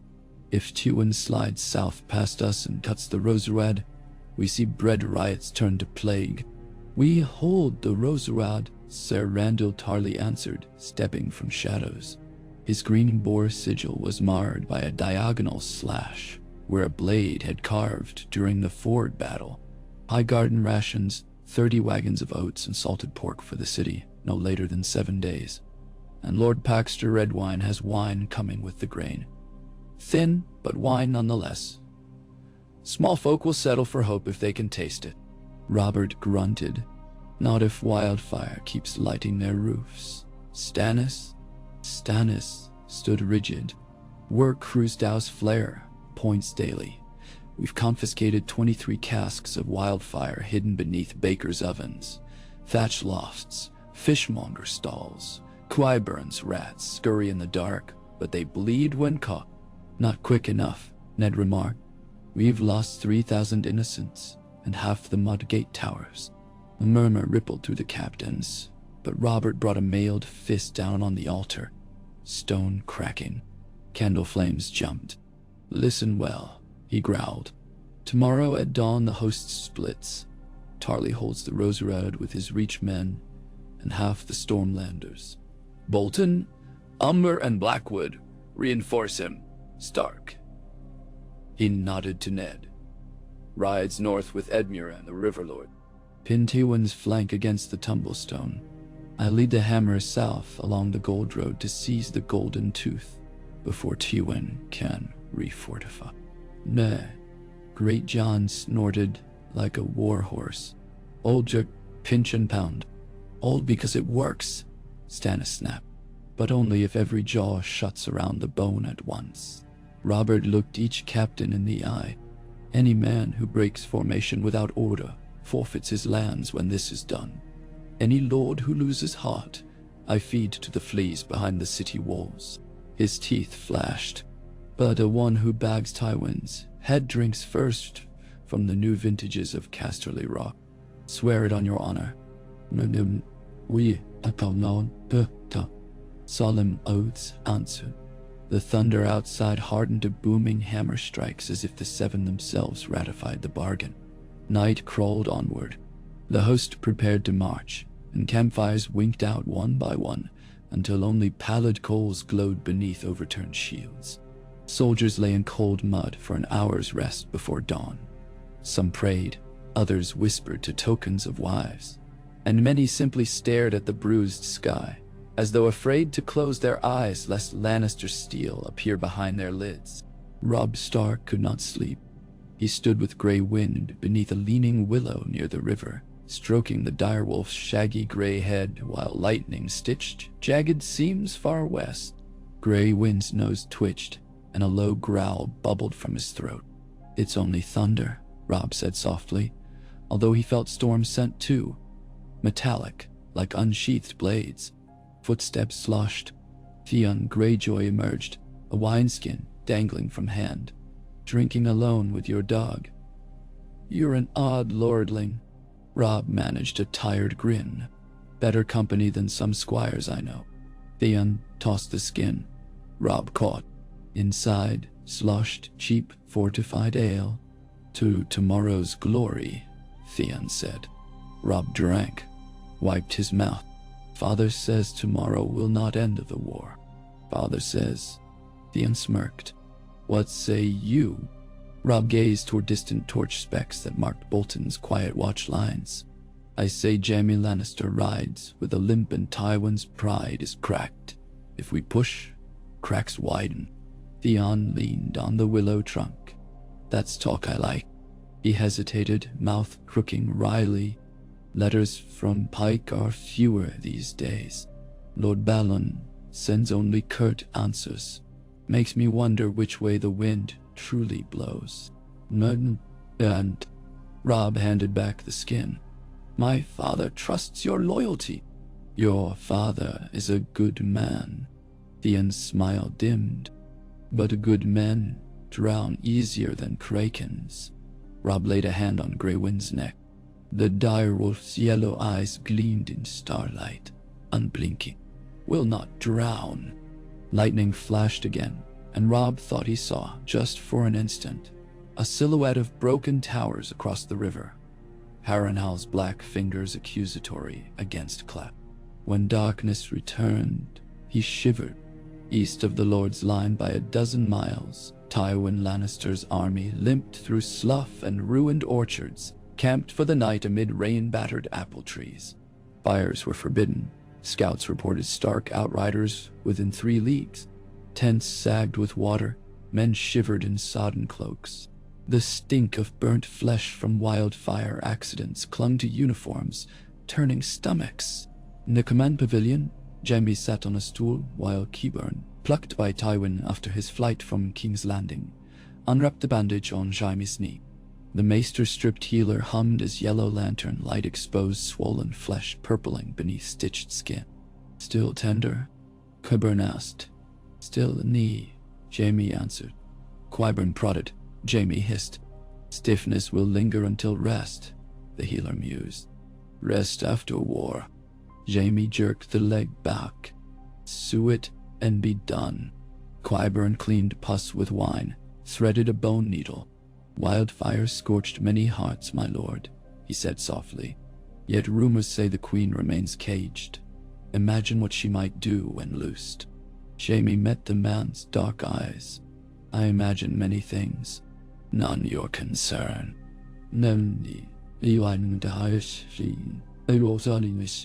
"Everything concerns the realm's healers," Qyburn murmured, knotting thread.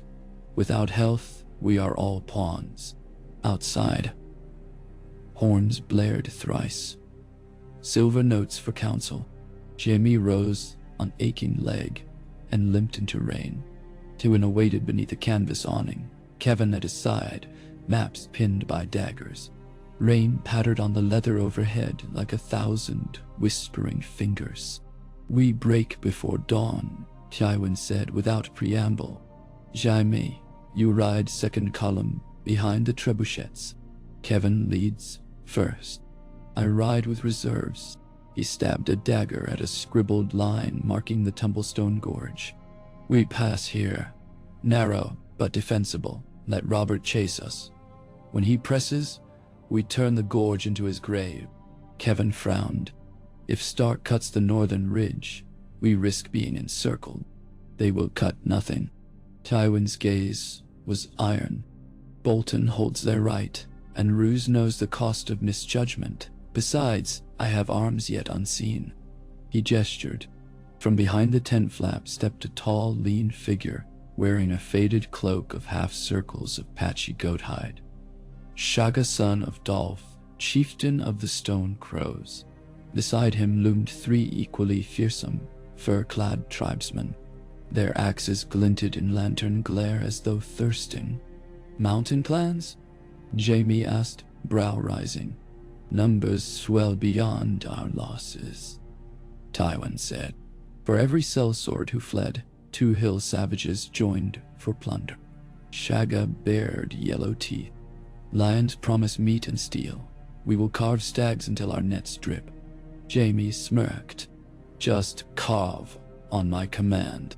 Shagga hefted his crescent blade with a grunt that might have been a scent. Tywin turned to the map. "We lead them into passes only mountain men know. The clans flank Stark's left. Harry Roberts' supply. Burn every wagon beyond our own. Then we cut south toward the Blackwater again." He looked up. "We ride for King's Landing, not the Rock." A beat of stunned silence. Jaime blinked. "To assault the capital?" "To relieve it," Tywin corrected. "Robert leaves Stannis and a skeleton garrison. We pry open those walls, rescue Cersei, raise King Joffrey's banners, and force Robert to lift siege of his own city, or find it burned to ash by his own folly." "Madam," Kevin exhaled. "Bold, risky, necessary," Tywin said. "Robert's courage lies in hammer, not castle. Remove the throne from beneath him, he flails." Jaime felt his pulse quicken. The idea tasted of impossible triumph. "What of wildfire stores?" "Spent or seized," Tywin replied. "My contacts say only dregs remain." But his gaze flickered just a fraction. Jaime recognized caution behind those green eyes. Kevin folded arms. "You gamble on King's Landing opening gates. Gold opens any gate," Tywin said. "And Keyburn's blades open any throat if gold fails." Jaime's knee throbbed, but excitement overshadowed pain. An audacious march. A knight's tale for minstrels. If only he'd 2 sound legs. He masked a wince, fastening wet cloak tighter. Tywin dismissed them with curt nods. "Make ready. Dawn cracks in 5 hours." In King's Landing, dawn's first light found Stannis in the small hall, hair slick with sweat, dictating orders to a quintet of scribes while ash still floated like gray snow outside windows. The wildfire blaze at Mudgate lingered but was contained. Bucket lines and deliberate demolitions had robbed it of fuel. Sir Roland Storm entered, helm under arm. Gates hold, fire smolders, but bakeries empty, bread lines 2,000 deep. "Ration 3 ounces per head," Stannis replied. 3 ounces starves infants. 4 then, but mark misers. Stannis' jaw clenched. "And send Davos to the fleet. He will meet Braavosi galleons 2 days downstream. Escort cargo upriver. At any sign of Lannister sails, burn the Blackwater chain. No ship passes. Madman, by your leave." Roland saluted, left. Stannis dismissed scribes. Alone? He walked to a narrow window cut into the stone.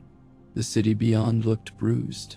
Plumes of smoke rose where charred ruins still smoldered. Elsewhere, rooftops dripped black with soot. bell towers leaned as if exhausted by tolling, but dawn's light gilded the domes of the great Sept fresh gold, and for a moment Stannis saw beauty amid ruin. A faint cough behind him. He turned. Varys materialized from nowhere, robes lilac today, hands folded. Lord Stannis, the eunuch purred. I come bearing possibilities.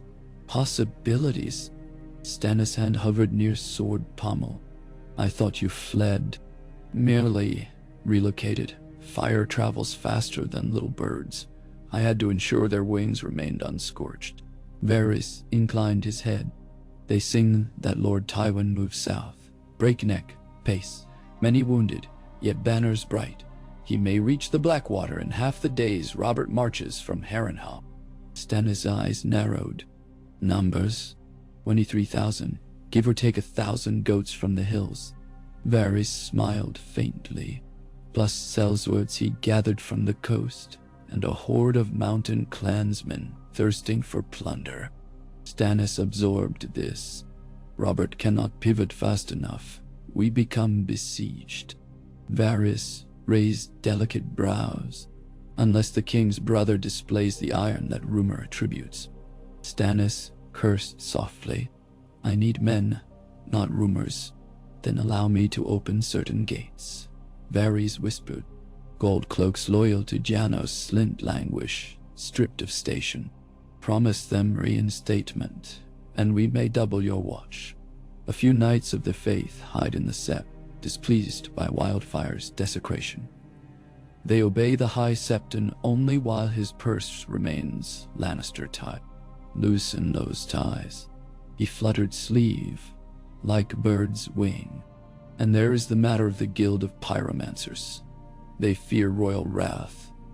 A royal pardon brings their last stock of wildfire under your command. Stannis studied him for a long, brittle heartbeat. You trade in treasons. I trade in survival. Very well, but betray me, and you'll find Dragonstone's dungeons colder than rumor says. Varys bowed. The realm thanks your mercy. Stannis watched the eunuch glide away, then turned back to the city. Ravens might carry his commands to Robert, but ravens flew slower than horses, and Tywin's march approached with every hoofbeat. Stannis pressed forehead to cool stone. Duty, always duty. He would not fail. 3 mornings later, sun rose bloody over the Golden Tooth. Its gates, oaken and studded with black iron bosses, stood open, forced by surprise assault before dawn. Robert Baratheon's personal guard fanned through the courtyard, hammering down last pockets of resistance. Yet, most Lannister defenders had already fled south in Tywin's wake, leaving skeleton crew. Robert strode beneath the stone arch, breath steaming in cold mountain air. Edric Storm carried the king's banner behind him, the crowned stag pendant stained by road muck but triumphant. Sir Courtney Fowler approached from the inner keep, helm dented, breath ragged. Gatehouse secured. We found 20 barrels of pickled pork, but empty armory racks. Tywin stripped everything on his retreat. Robert climbed stone stairs to the parapet. From there, he looked south. The gold road wound like a yellow ribbon through foothills, and in the distance dust still hung where the Lannister columns had passed hours earlier. Beyond that, glimmering faintly, the river of the Blackwater snaked toward sunset. He means to punch straight to the capital, Robert muttered. Bastards faster than I hoped. Randyll Tarly joined him, removing gauntlet to wipe blood from lip. We can overtake if we push, less baggage now. Robert shook head. He burned half the villages behind him, nothing left to feed from. If we run, our stomachs empty before we catch him. We need another path. Now, we. He turned, gaze sweeping mountains. There is an old goat track through the Red Mountains. Hunter's path my father rode once. Cuts days off march if you dare the incline. Tarly frowned. Your men are foot, not goats. Wagons? We leave wagons with reserve, Robert said. Light column only. Horse, Foot knights, archers enough. We take rations on backs and push. Let Tywin pass. Then we strike his tail as he sieges. Davos had just arrived on a winded courser. He dismounted stiffly. Ravens from King's Landing, he panted, handing parchment. Stannis begs urgency. Robert scanned message. Lines of neat, unflinching script described wildfire sabotage and starving masses, and ended Tywin marches. I supply courage, but lacks food and men will not eat courage. Robert's jaw tightened. Send Raven. Hold, I come. He turned to Fowler. Select 3,000 volunteers. No wagons, no tents heavier than canvas. We ride in 2 hours. Leave Renly to garrison Golden Tooth, and guard supply line. Tarly, you stay with him. You know discipline. Tarly's nostrils flared, but he nodded. Great John Umber stomped up, hearing last words. And us Northmen? We crave lion meat too. Robert clapped his shoulder. Stark's column will harry Tywin's flank still. Keep pressure. When lions turn south of Stony Sept, drive them like cattle. Hey! Great John's roar shook loose dust. Robert descended stairs in long strides, heat in his blood.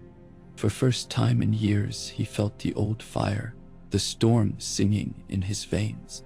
He would break through the mountain passes like thunder, slam into Tywin's unguarded rear, and cut out the lion's heart, where the walls of King's Landing rose in desperate hope. Yet in a darker corner of his mind moved the image of Cersei's emerald eyes, cold and amused. Behind prison bars, he prayed Stannis watched her well. East of the Red Mountains, Renly BARATHEON sat astride a gold caparisoned stallion, hands clasped loosely on pommel, surveying the captured ramparts of the Golden Tooth. Flowers adorned the spear tips of his rainbow guard. Brienne among them towered tall, blue cloak, shifting. Sir Loras Tyrell rode to Renly's side. Your brother leaves me behind to mind a gatehouse while he chases glory. Renly smiled. Glory is fleeting. Gatehouses hold kingdoms. Loras's mouth twitched. I'd prefer the fleeting patience when Robert cracks Tywin's spine. You and I march on the rock itself. Think how well roses will climb those red walls. Brienne cleared her throat, pointing north where dust clouds rose. Riders, 3 outriders galloped in, bearing horns carved as leaping trout. Edmure's men. Their captain bowed. Lord Stark's compliments. Scouts saw hill tribes massing, hundreds maybe more, cutting across valleys behind Lannister lines, moving toward your supply train. Renly's smile faded. Savages. Brienne's blue eyes narrowed. I fought clansmen in the Sisters. They strike fast and vanish. Our wagons make ripe fruit. Renly spurred. We cannot lose the provisions. Robert left us. Brienne gathered 200 of the guard. Loras with me. Namjay. As he turned down the slope, Renly wondered if perhaps his brother's caution leaving him behind had its wisdom. War offered no spare pieces. Every man was both sword and shield. Inside the Red Keep, Cersei Lannister reclined upon a cushioned chaise in her gilded chamber, though its windows remained barred by Stannis' command. She sipped watered wine, swirling ruby liquid as if consulting an oracle. Ara the maid knelt by her feet, whispering updates. Coin shipments smuggled out through cess tunnels. Contact with Qyburn re-established. Wildfire caches partially seized, but not all. Cersei's smile sharpened. Tell Lancel the next stage begins when the moon is black, she said. He will know the torch to bear. Ara bowed, retreated. Cersei rose, smoothing crimson silk. She approached the barred lattice and peered at the sprawling city. Smoke still curled from Mudgate, but streets buzzed again, carts laden with rubble, children darting to catch coins thrown by septons preaching charity. The realm teetered on edge of change, and Cersei felt herself that edge, keen, bright, waiting to sever. She pressed a hand to belly, remembering the children stolen from her. Joffrey in prison, Myrcella escorted to the Sept for protection. Tommen kept under Stark guard in the Maiden Vault. Bastards, Robert named them. Bastards he could strip of titles, but never of blood. Beneath her breath, she murmured an old Lannister rhyme. A bright golden lion. No, rust will make him red, and when the rust is washed away, the lion eats his bread. She did not recall its meaning, only that her mother sang it when storms rattled the rock. Tonight it comforted her more than prayer. Far south, on the summer sea, a sleek galley painted midnight blue cut through foam toward Sunspear. Its pennant bore the silver spear and sunburst of House Martell, but upon the forecastle deck stood two figures cloaked in black. One was lean, sharpened by desert sun, his dark eyes gleaming with mischief. Prince Oberyn Namoros Martell. Beside him strode his paramour Ellaria Sand, curls whipping in salt wind. A Lyseni captain approached, bowing. 4 days to Blackwater, my prince, if the gods blow kindly. Oberyn smiled.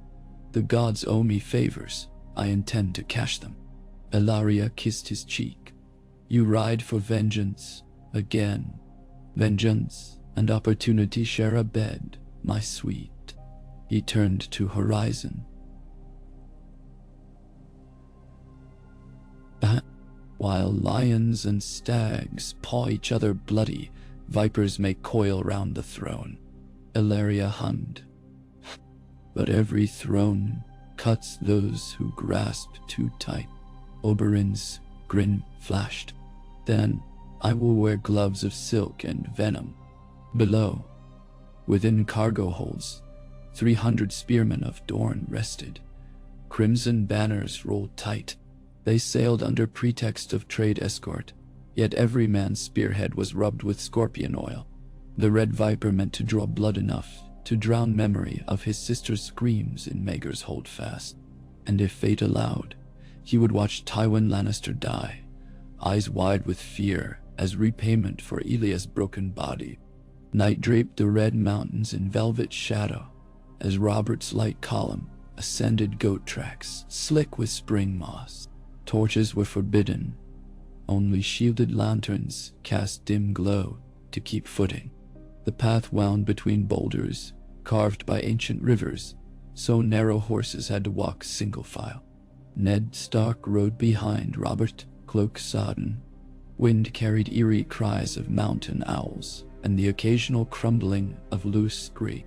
Ned's thoughts drifted to Winterfell's hearths, to Sansa and Arya under Catelyn's watch. War seemed endless corridors away from those gentle sounds of home. Johnny. Robert whispered, I remember this pass. Lord Connington guided me after we fled King's Landing the first time, long before rebellion. We were boys chasing adventure. He chuckled low. Jon was sure ghosts haunted these heights. Ned managed a faint laugh. Perhaps they do. Ahead, lantern cast on rock revealed ancient carvings, spiral symbols gouged by hands long vanished. Grey wind, padding near Rob's horse, snarled low at them. They climbed for hours until stars faded behind veil of clouds. At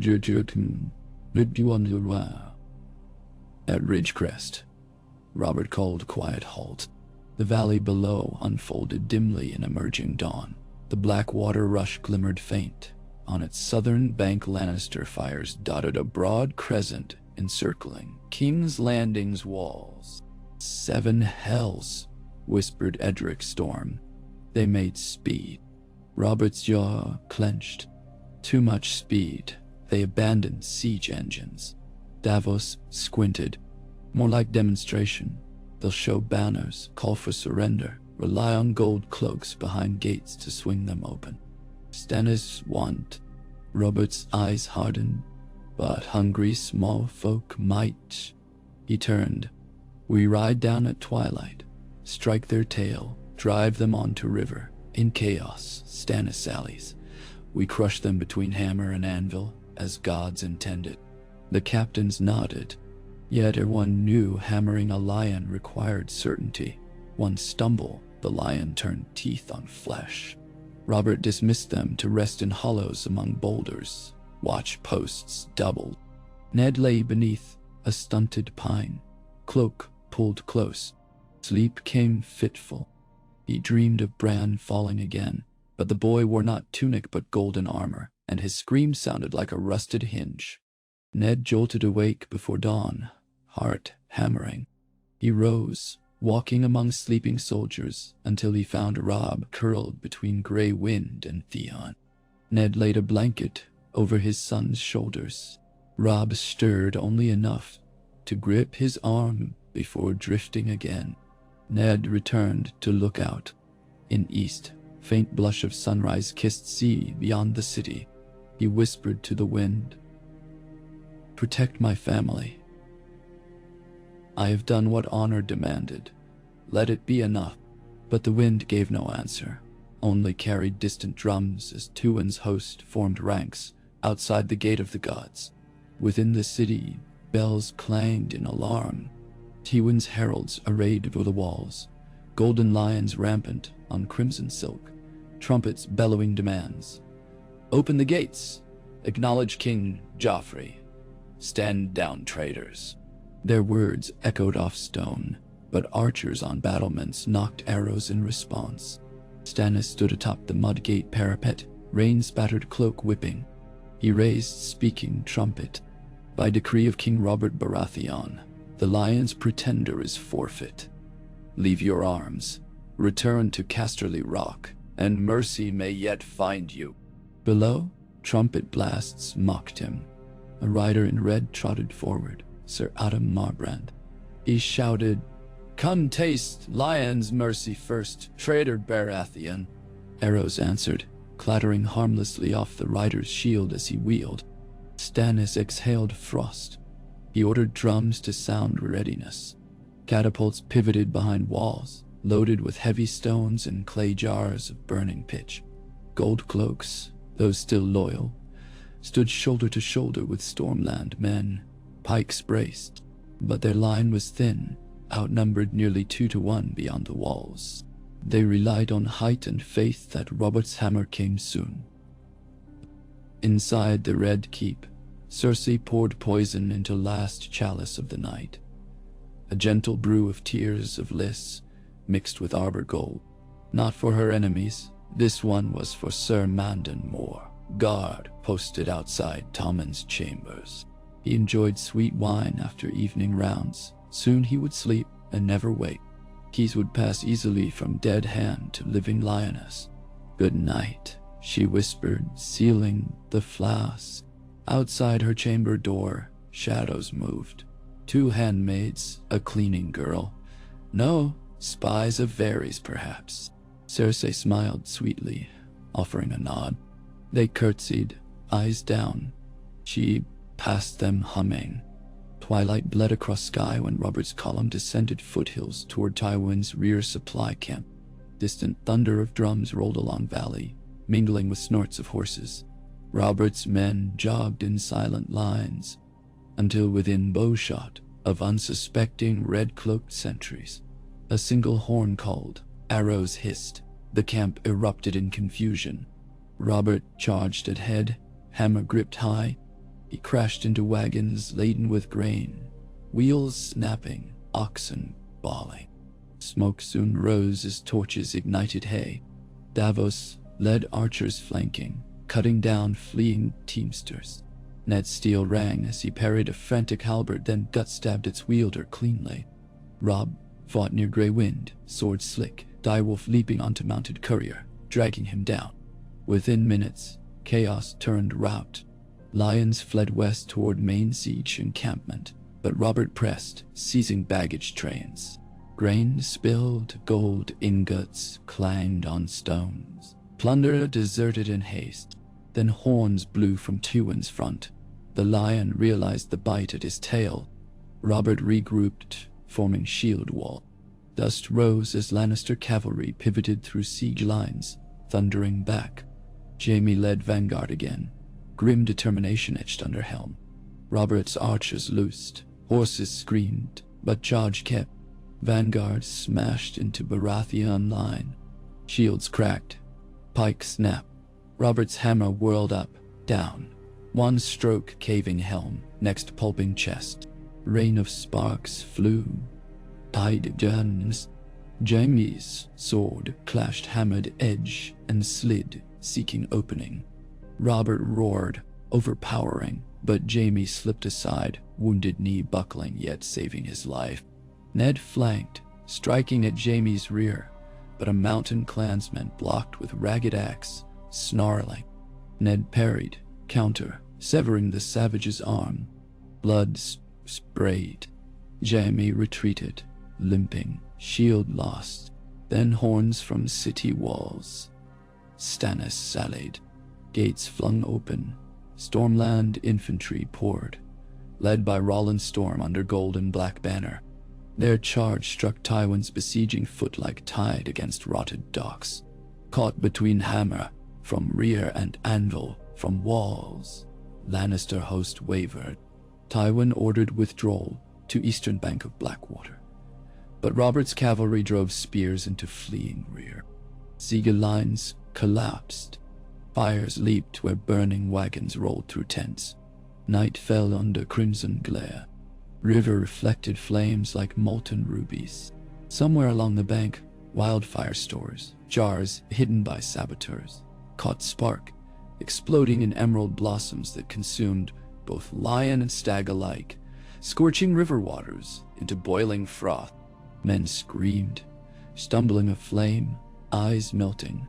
Robert saw green inferno rise, felt shockwave buffet. He bellowed for retreat from river bank. Yet the blast had already torn gap through his left flank, hurling bodies high. Stannis riding out halted at sight, face lit hellish green. He shouted orders to douse with sand, toss cloaks. Chaos thickened, smoke blinded. Through swirling flames, Tywin rallied a breakout, carving corridor to remount, then galloping along river, escape to southeast. Jaime reformed what horse remained, shields raised against hissing sparks. In confusion, few pursued. Robert found Ned amid charred litter, helped him stand. Ned's cloak smoldered. He slapped embers. "What devilry?" he gasped. "Wildfire." Robert spat. Cersei's gift. He scanned for Robb, relief as he spotted sun hauling wounded Sergeant clear. Night stretched with screams until moon rose pale. Fires dwindled to embers by dawn. Field lay strewn. 4,000 Lannister dead, 3,000 Baratheon. Countless burned beyond recognition. Tywin's main strength shattered, yet he escaped across Blackwater with half his knights and mountain savages. Jaime nowhere and captured wounded, either fled or dead beneath ashes. Robert convened council. Inside battered Siege tent captured from the lion. Stannis, soot dark, held parchment salvaged from wreckage. Tywin's war orders. Among them, sealed letters to Braavosi bankers, to Prince Doran of Dorne, and to Euron Greyjoy of Pike, promising rewards for intervention. Robert read, veins throbbing. He seeks more allies. We end him before he breeds serpents. Stannis shook head. Men broken fight desperately. Better seal city, rebuild before disease claims us. Ned spoke hoarsely. Winter will not wait for Westerlands to kneel. Silence, broken only by crackle of distant fires. Robert breathed deep. We give pursuit at first light, but we secure the capital. Feed its people. Honor its dead. Stannis, you rule the city until my return. Ned, you ride with me. The realm's soul lies ahead, bleeding in the dark. Robb stepped forward. And I. Robert clasped his shoulder. You've earned your spurs. Grey Wind too. The direwolf stared, muzzle stained black. Outside, dawn broke blood red over the city's scorched walls. Bells pealed mournful toll for thousands newly dead, echoing across the Blackwater's smoking waters. War was not ended. It had only cast its die a second time. Yet, in the hearts of those who remained, a grim resolve hardened. The lion's roar had faltered this night, replaced by ragged breath and the hiss of dying fire. Soon, Robert vowed, silence would follow, and peace built upon the ashes. But as ravens winged across broken skies, some carrying pleas, others threats, new omens stirred from far horizons. In the east, a young queen with silver hair quickened dragons in desert wastes. In Dorne, a viper steered crimson sails northward. In Pike, drums of rebellion beat, and in the north beyond the wall, white shadows moved beneath half-forgotten stars. The game for a single throne was but one blaze among many. Yet for now, amid charred fields, the stag bent but unbroken stood watch, hammer blood-soaked, eyes on the dawn.